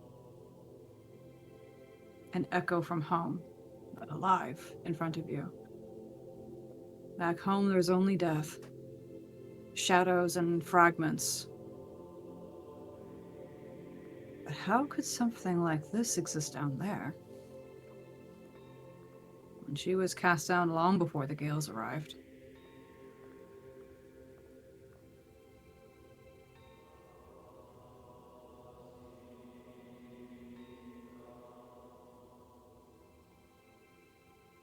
But you know the feeling of silent reverence and awe, the respect clearly held in this space. And you all can walk and approach. You see the Keeper of the Faith in front of what seems to be some kind of altar with many burning candles representing the different gods. She seems to be in prayer, facing. Walking along the stones, your feet echo.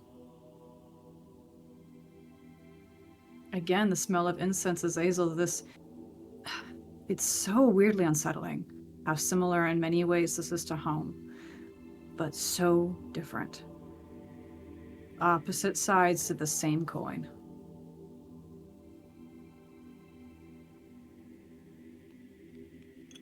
Even the chanting. The constant music.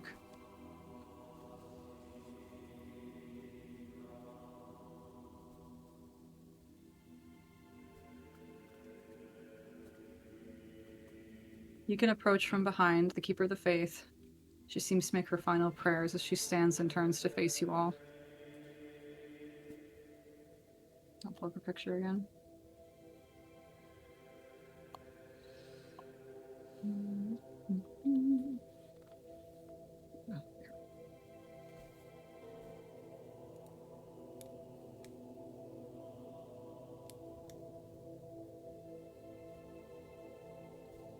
Again, she seems to be the youngest of the group. You saw her baptizing Scott before. She seems to recognize Scott and warmly smile and tilt her head and look to all of you. She looks kind of sullenly at Aiden, like there's a serious look on her face.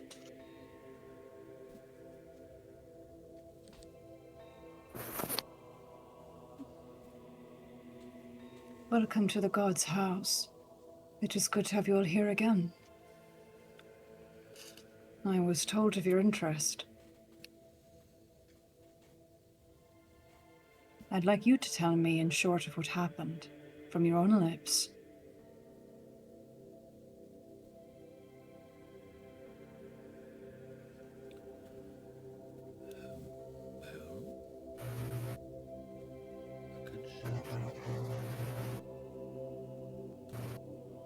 Looks at you curiously.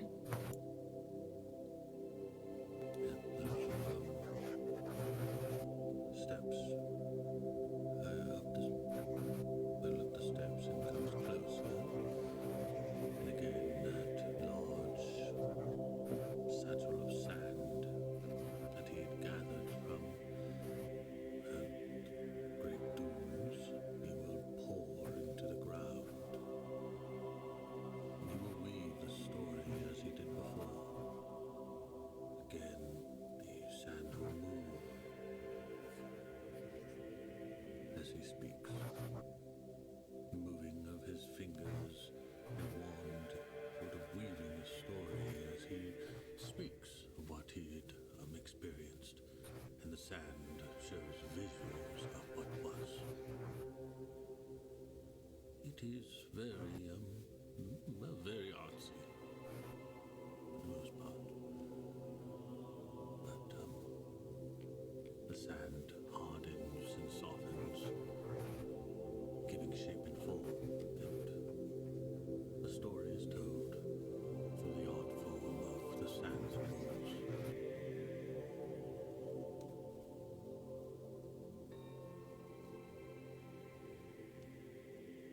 She's enthralled by your story. There's a look of concern on her face as she, and awe at the same time as she's watching what you're doing and hearing the story.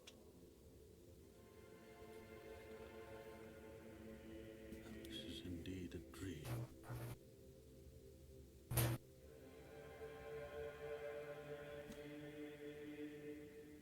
Something I have never done before. Blessed. Truly a blessing.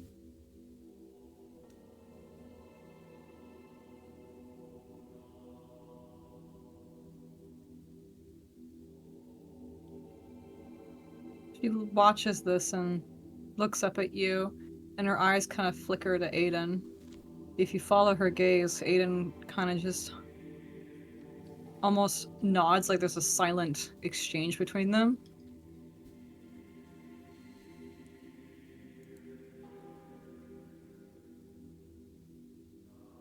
Am I to understand you wish for a way to commune with the dream goddess herself? You want my help somehow?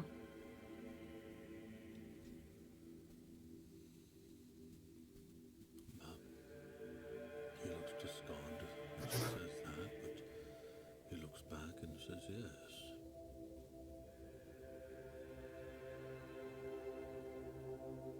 Yes. This is knowledge I don't have much of, and would appreciate your words of wisdom.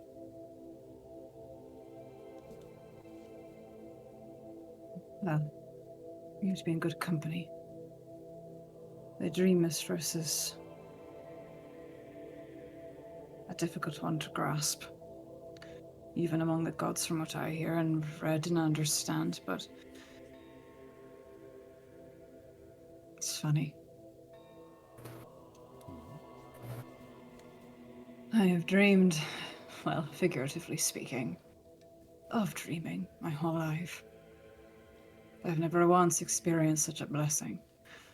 Neither amount of prayer or faith. Perhaps it is not my path or meant for me, and I accept that.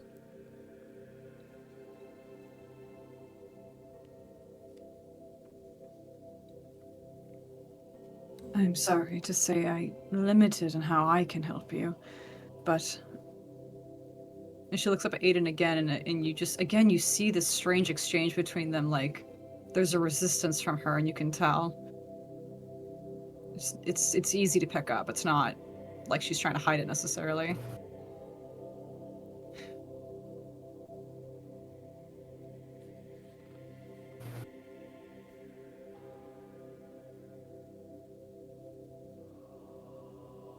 I have a way, I think. But I doubt it's useful to any of us, really. Unless you know something of how these things work and their uses. It's been locked away for a long time. Ironically, from my records. The last person to ask and inquire about this item who even knew of its existence, which are few, was your father. And she looks at Zuzu. Your father was the last one to inquire about this item. The last one to see it. Well, I find that to be very fascinating. Curious. Mm-hmm. Indeed curious.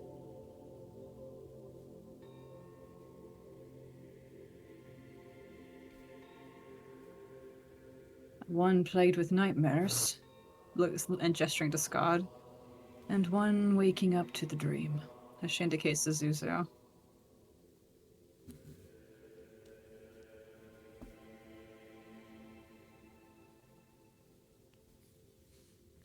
Don't look at me like that, Aiden. And Aiden's just like, you can, if you just see her, she finally kind of buckles looking at it. And Aiden is this, he's looking at her with this look of,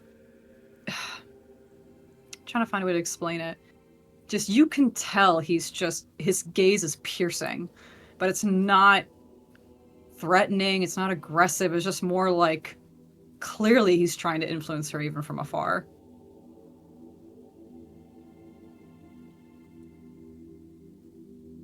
And his gaze only lightly softens, but he keeps... And Azazel, you're very familiar with this stare.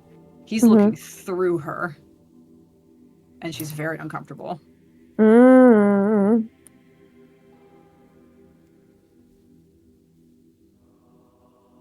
I already said yes. She kind of shifts in her kind of tunic.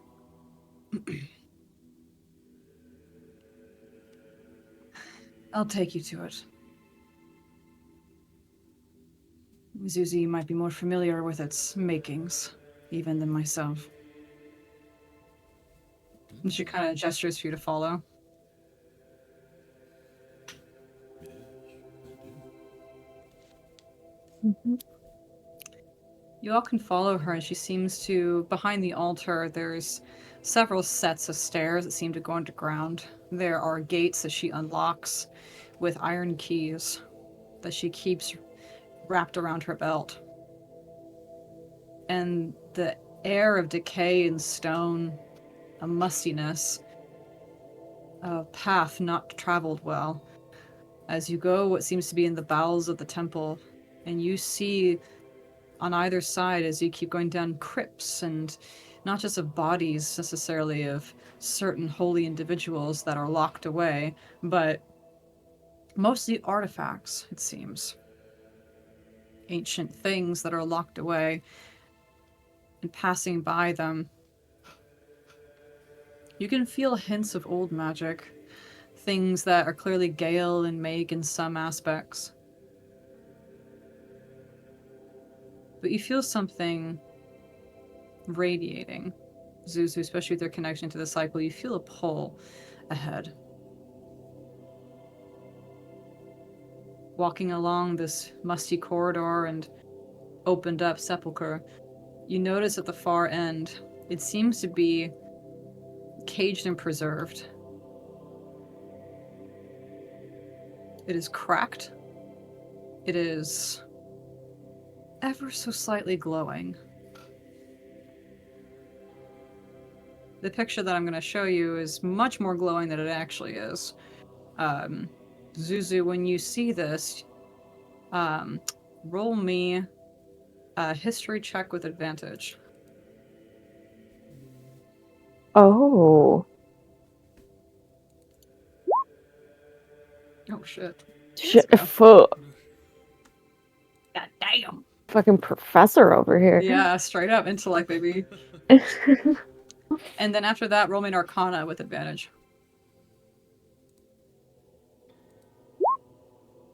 Fuck, man. Let's go. 21. The intellect character, baby. Smart as balls.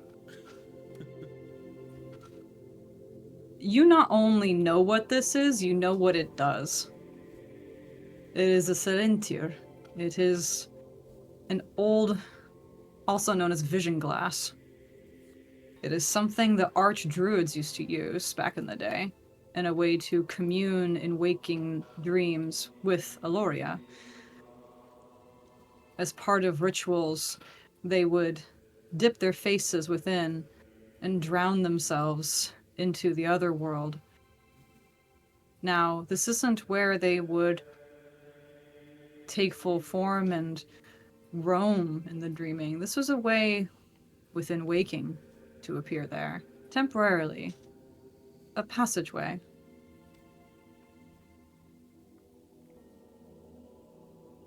Ancient druids still use it, but you've seen this once. You've seen one of them before in the East, but they're rare. They're very rare. They're very old.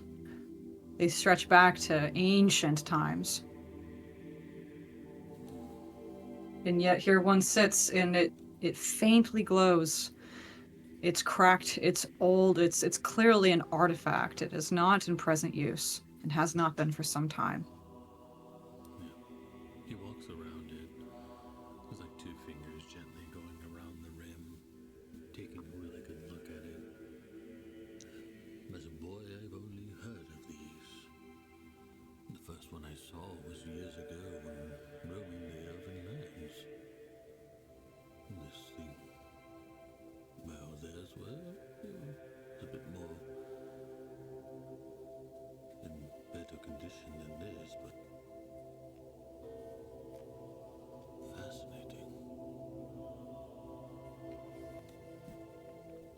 Was he?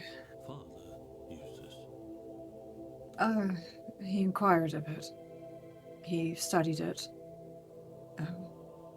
He tried to use it, but he said he wasn't effective in it. He needed to do more research and waited for your mother's arrival on certain things. But he tried. And he gave me some knowledge as to what it was. I knew of them, but it was left here when Immersion was formed. It was one of the artifacts of the ancient druids left behind, of the people of this land. Well, none of us have been able to use it, for obvious reasons.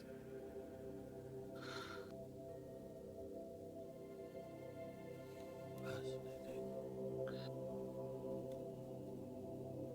I must admit. And she kind of stares at it, and you see this glass over her eyes as she kind of approaches it. I've wanted so badly to discover its secrets and its use. To will dreaming upon myself. To see it. Her hand seems to outstretch and she lightly pulls back, kind of checking herself. But it seems it's not from me.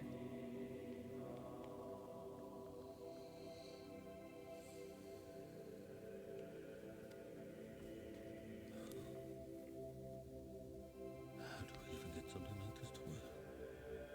I was hoping you'd tell me.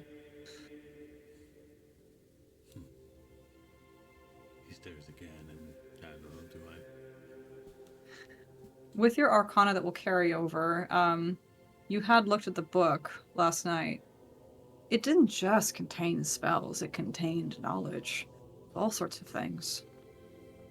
The Salintir was something that your parents did research, including your father, who added research to it, based on his findings, based on your mother's studies.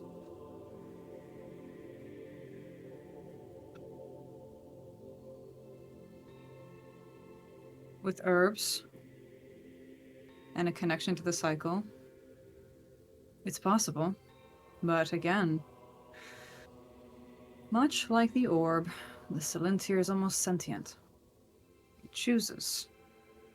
It is an extension of Eloria herself, one of her many gifts to the Archdruids. There's really no way to know if it will work or not.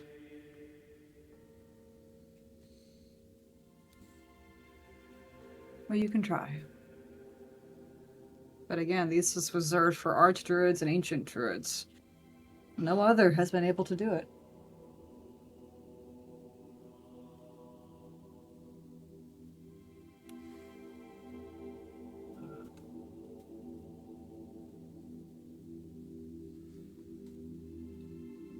You'll try.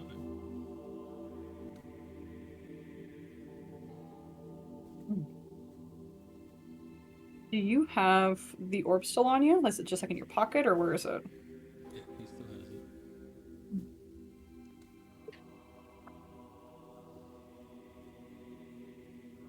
I feel like it's probably like Indiana Jones' satchel. Yeah, Mhm. burning. The basin is big enough to, it's quite wide. I would say it's like almost the size of almost like a dinner table. And with you approaching and touching it, you can feel the connection between the orb and the Salintir. The flame within, it almost seems like a flame of mist, seeming to churn as you think of your intentions. And the Keeper of that Faith kind of steps back. Everybody does. Ellie's eyes go wide and stare at you.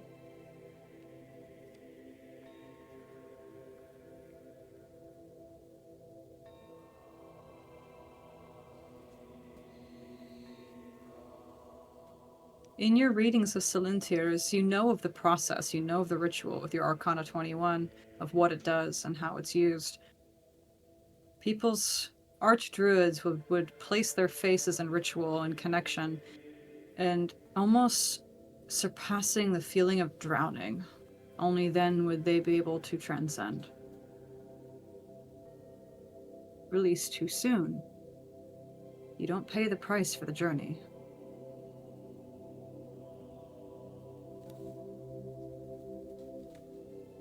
Yeah, you would relay that and look at everyone as if he is going to try to attempt it. The Keeper of the Faith almost kind of clutches whatever paraphernalia, religious paraphernalia she has on her chest and kind of steps back, watching in awe. And she kind of lightly grabs Aiden's forearm as he's just watching. Scott is all too eager to follow your lead. So is Ellie. Azazel, do you also follow? Mm-hmm. For you, Azazel, seeing this bowl kind of come to life, the light inside is not bright. It's black. Like a never-ending ichor.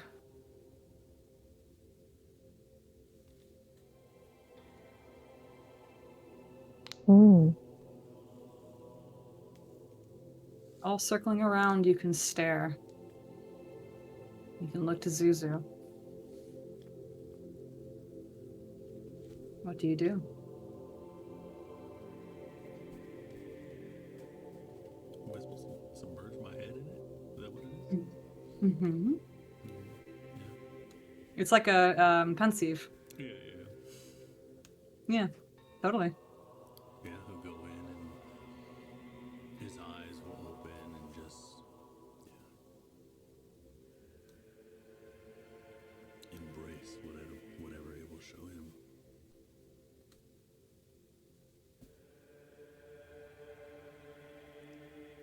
Scott goes after you.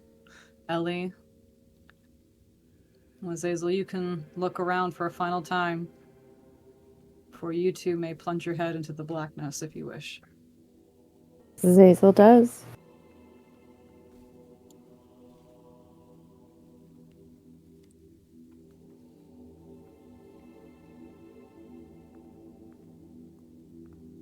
You all are overwhelmed by a feeling of a cold.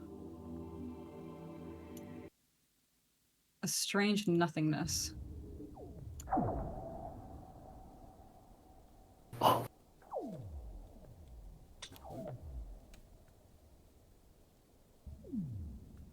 You hear echoes of sound in deep space. All other sound drowned out from you.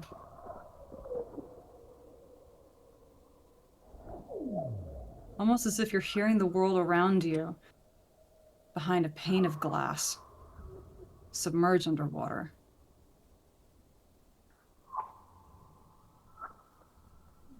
This cold is unlike any other cold you felt. And you feel the immeasurable desire to move, to breathe, any hint of warmth. It is so uncomfortable.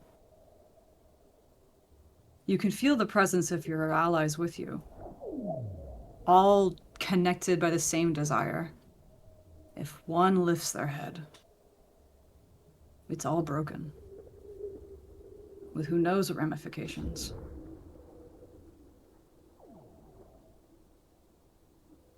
All of you roll me Constitution saving throws. Fuck.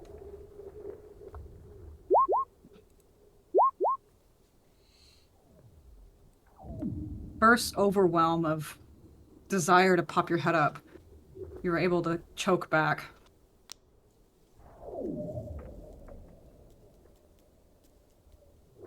And the grip tightens.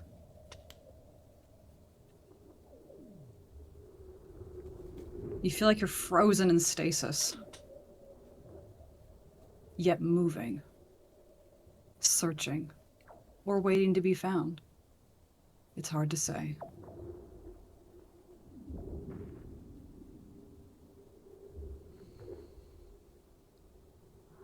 You hear whispers come to you, come and go. A break. A change. You're so close. But this is not natural to any of you. You were not born and gifted to this space. It is a fight. While for archdruids and ancient druids, it's easy as slipping into a warm bath. For you, it's plunging into a sea of serrated ice. Moving. When all things seem to resist. But something wants you there. Despite it all.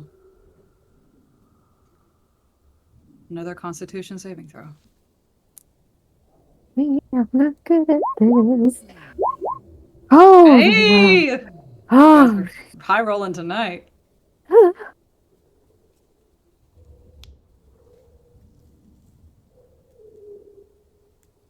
Your willpower to be there, despite the borderline agonizing discomfort.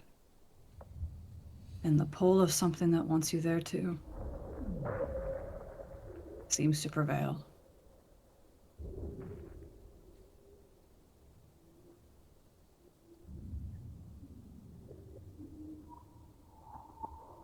The feeling of glass and ice and cold seems to shift. You see form take place in front of you. It's blurry. It's odd. In your mind, it doesn't make sense.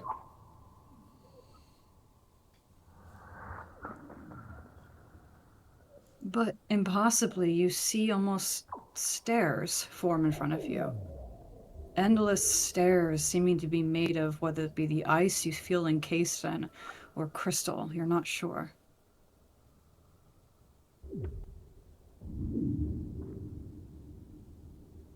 You see a figure begin to form.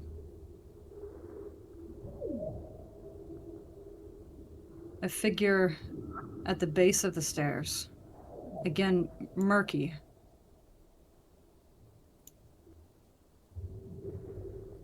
Again, almost seeming underwater.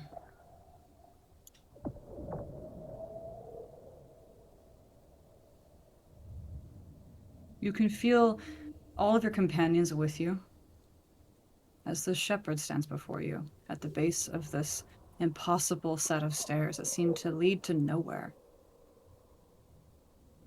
Scaling and vast.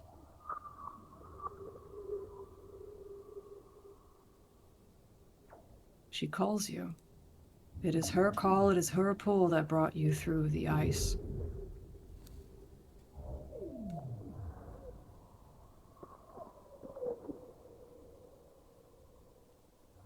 As she seems to walk up the stairs, bidding you come with her. Push through. Ascend.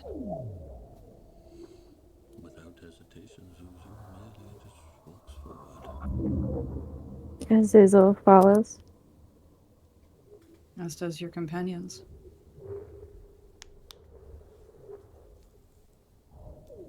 As you move up the stairs, with each step, the ice seems to break away as you walk within her gate. Her cloak seeming impossibly to trail behind her. Her presence is everywhere. You are in an in-between of her making, a portal and vastness of her creation. Her cloak trails behind her in the steps, seeming to teem with the starlight that surrounds her in this empty space.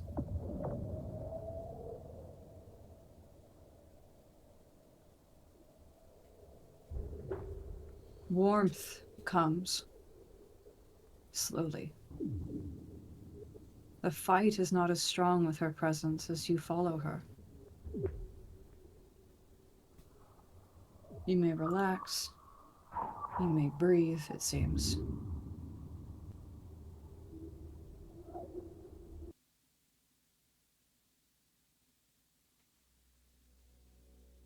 As you may walk, almost seeming to float with her, more and more with each step teeming and manifesting in a space familiar to her.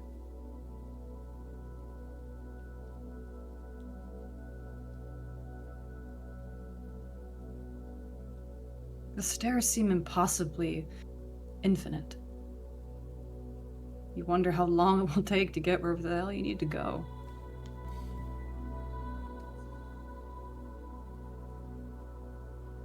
Each step is arduous, easier than before. With each step it is easier. You lighten with each step. But there are so many.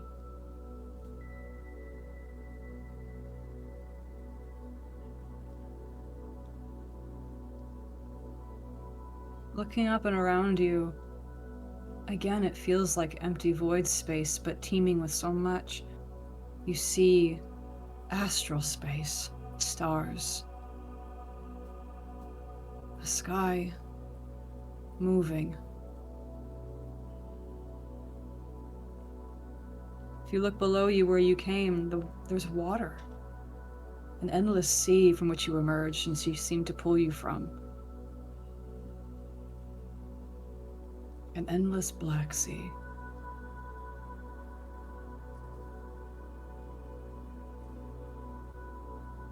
There's a silent reverie all around you.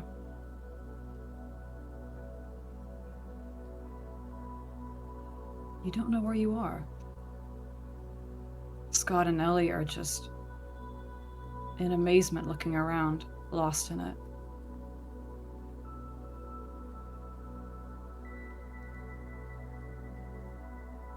And both of you roll me perception checks.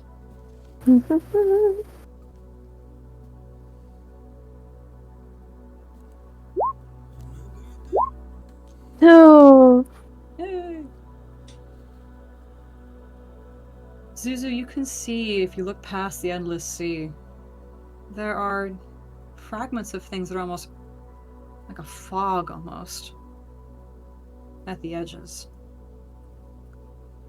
And as Azazel even peering through the fog, you can see almost like curvatures of the earth, the continent, mountains, trees,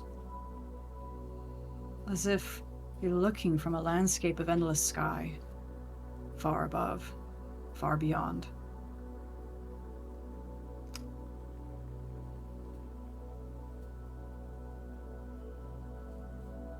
The top of the staircase finally emerges for you.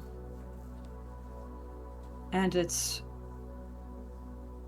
almost awing you into silence. An impossible expansion of the sky you're seeing. Pillars and stairs that lead to something beyond and beyond and beyond. As the figure gets to the top of the landing and turns to all of you.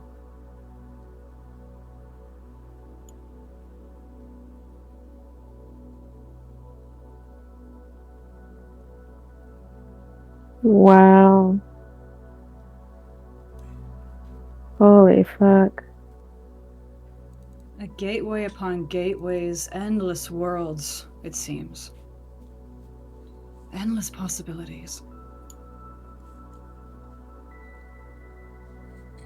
Only limited by the imagination. She stands there in front of you. And a single hand you've not seen form yet, but all of you see a hand extend, almost beckoning you to her. Her arm, her flesh seeming almost made of opal and pearl, marbled, reflecting like moonlight.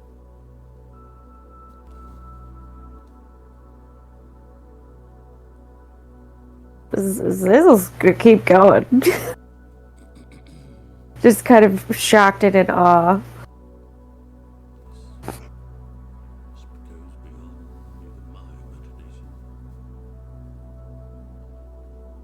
Having big dreams and goals should interest the god of dreams now. Pushing past the bonds of himself, thinking bigger, dream bigger.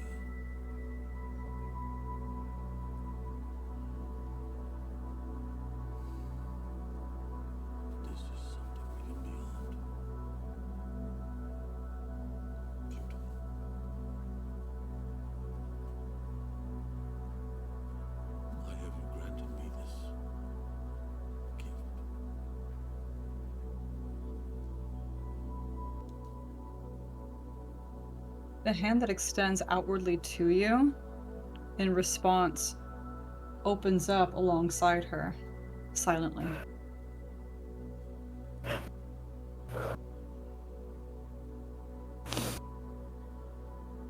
And roll me an insight. You both may. Okay. Insight on a god. What's the disposition of a god? Oh shit. You do an inspiration. Fuck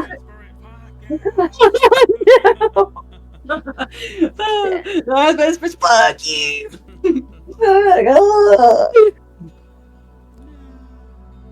Zuzu, it's awe-striking. It is so much to take in. It is hard to tell. She's silent. She is the entirety of this space. It is hard to tell in her silence what she means.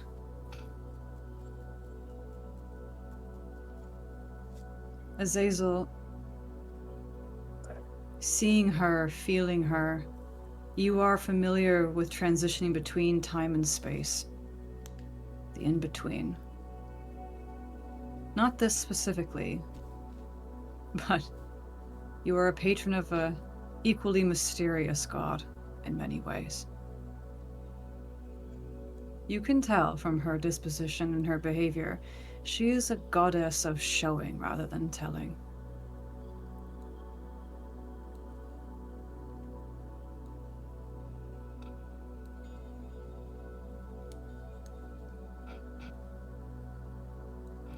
But her pearlescent, marbled, opal-like arm just unfurls beside her as if for you to take your space next to her upon the landing. Azazel, understanding the little bit that they can, in reverence that they have not bestowed unto any other god, will reverently walk towards her and where she's guiding them.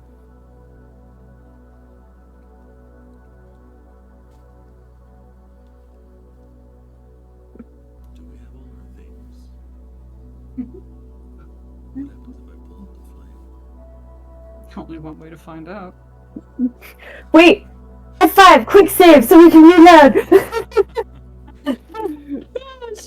Quick save. In case y'all fucking blow it up. It's not a safe scar. Accept everything. Yeah, no, he ain't a craven like me. Hell no. I'm like, fuck that saving before every fucking thing, dude. Fuck all that. I don't give a shit. Azazel, you may step up alongside her, and it's just a vast expanse. It opens up into something that you're familiar with, a concept. Everything and nothing. Only this is the manifestation of the everything within nothing. Mm. You see everything possible.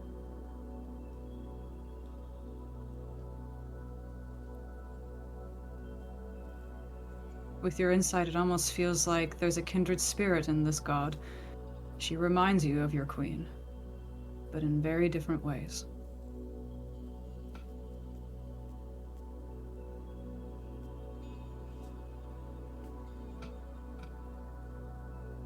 What do you do, Zuzu?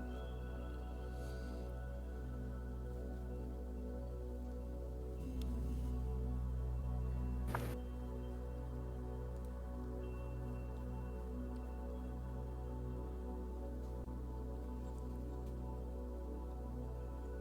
will say the elven words and hold the flame in his hands.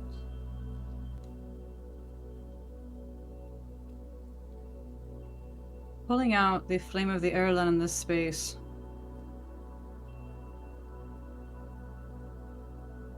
you feel a shift in the air. An almost cracking of the vision.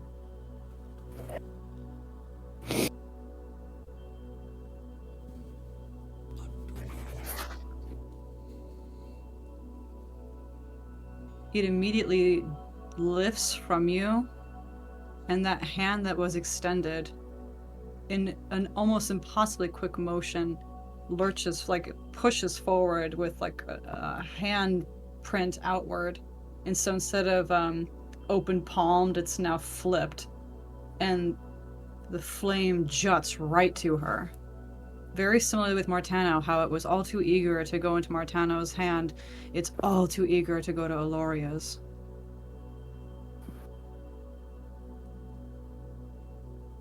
Holding it there, you can feel this immense tension and pressure.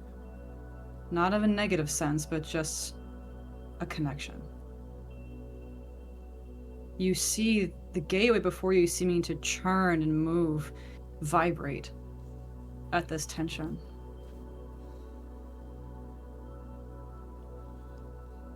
She opens her palm again. And it lightly lifts, and you see light radiate from it. It changes its light. And within that light, you can see what's beneath the cowl.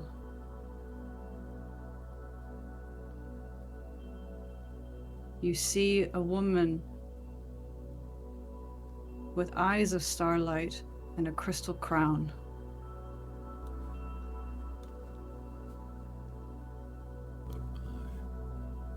Whoa.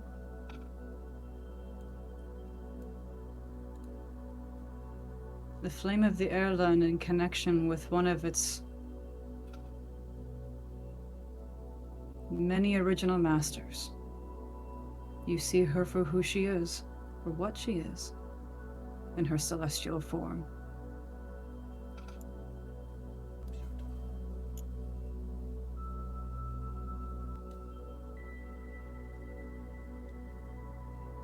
The flame seeming to permeate into starlight, into her veins.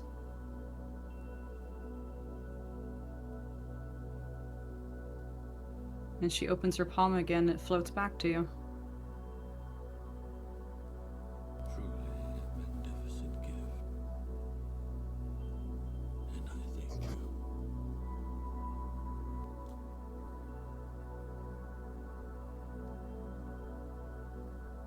While the brilliance of her image is ever so slightly lost with the light moving away from her, you can still see etches of her crown inside of her cowl. You can see her eyes glowing inside.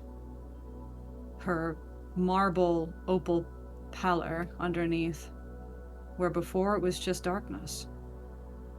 Now you have an echo, an image underneath.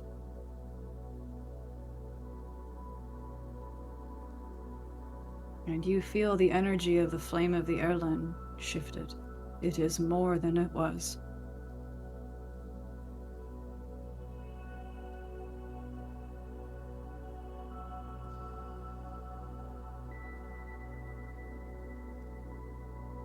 You all may stand next to her.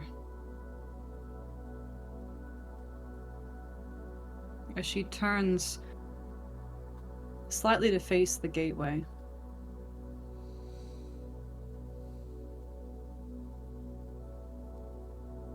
You feel her magic change and shift. You feel energy at work.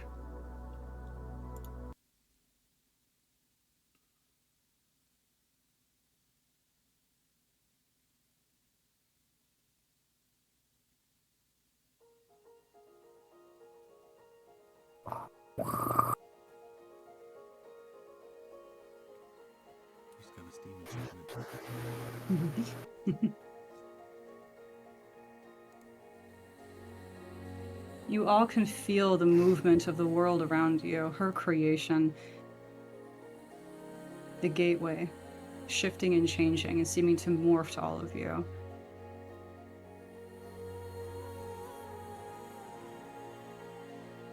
You are in unison in breath, in unison in spirit, in unison in heartbeat.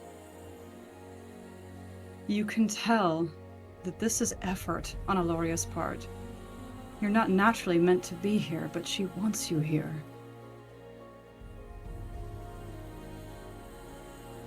She She looks to Zuzu, and you see her opal arm reach out to you.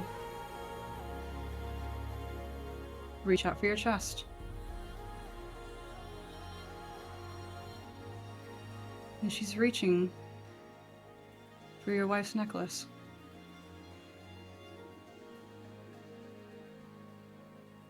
And without fully touching it, the necklace seems to remove itself from you. And holding it in her palm, it's floating in front of her. And you notice the crystal inside the amulet is the same crystal that's in her crown. Similar origins, as they both glow. And as they do, the necklace lifts in front of her palm. And as it does, you all lift with it and soar towards the gate.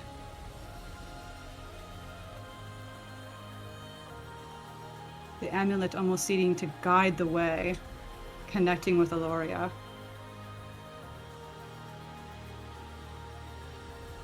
You see Azazel when you look at him.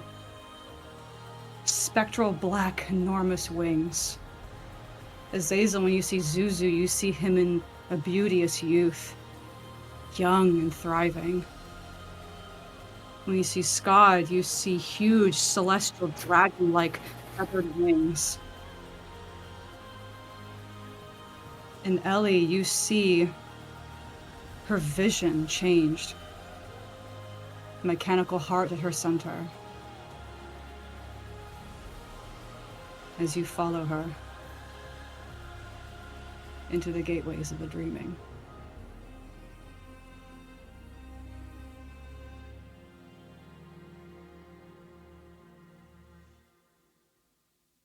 And that's what we'll call the session. Oh my god. Very well done. What did you say? I said well done. I love the transition when Yeah. the music fucking lifted. You kind of Oh! it's clean. It's clean. What the fuck was that song? It's called the Winter Song. Here, I'll link it to you.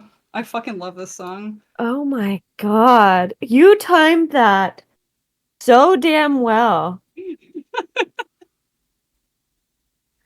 I was trying to get it to 10:30, so I know you have to go. But I was like, No, this is beautiful, but like, Jesus, that was emotional. Like, fuck, look at it, Zuzu, and he's all young again. I was like, oh, fuck. realm of dreams and visions. Yeah, you guys. Here, I will link the song to you. Thank you. But I will What the play fuck this. does this flame do now? It's got to do something big. Wouldn't you like to know? All right, there you go. I'm a tuner. Thank you. I would. You'll find out soon enough. Chill out. I I need them stats. dragon powers, got fucking the dream power. I'm turning into the Sandman. You're getting stacked over there, like just like buff on buff. I got the Sandman's dust. I got his mask. I got his amulet. I think I'm. That's the turning thing. into- The flame of the Erlun it can absorb so much, but how you wield it it's applicable to who's wielding it. So it'll be different for Azazel when they wield it versus when you do. Different powers manifest with it. Someone's touching this. I'm using it. But yeah, when she's pulling your amulet with the crystal, it glowed. The same crystal shard glowed in her crown. Yeah. Dude, that legit scared the shit out of me. I thought like Zuzu was about to like Benjamin Button it. Like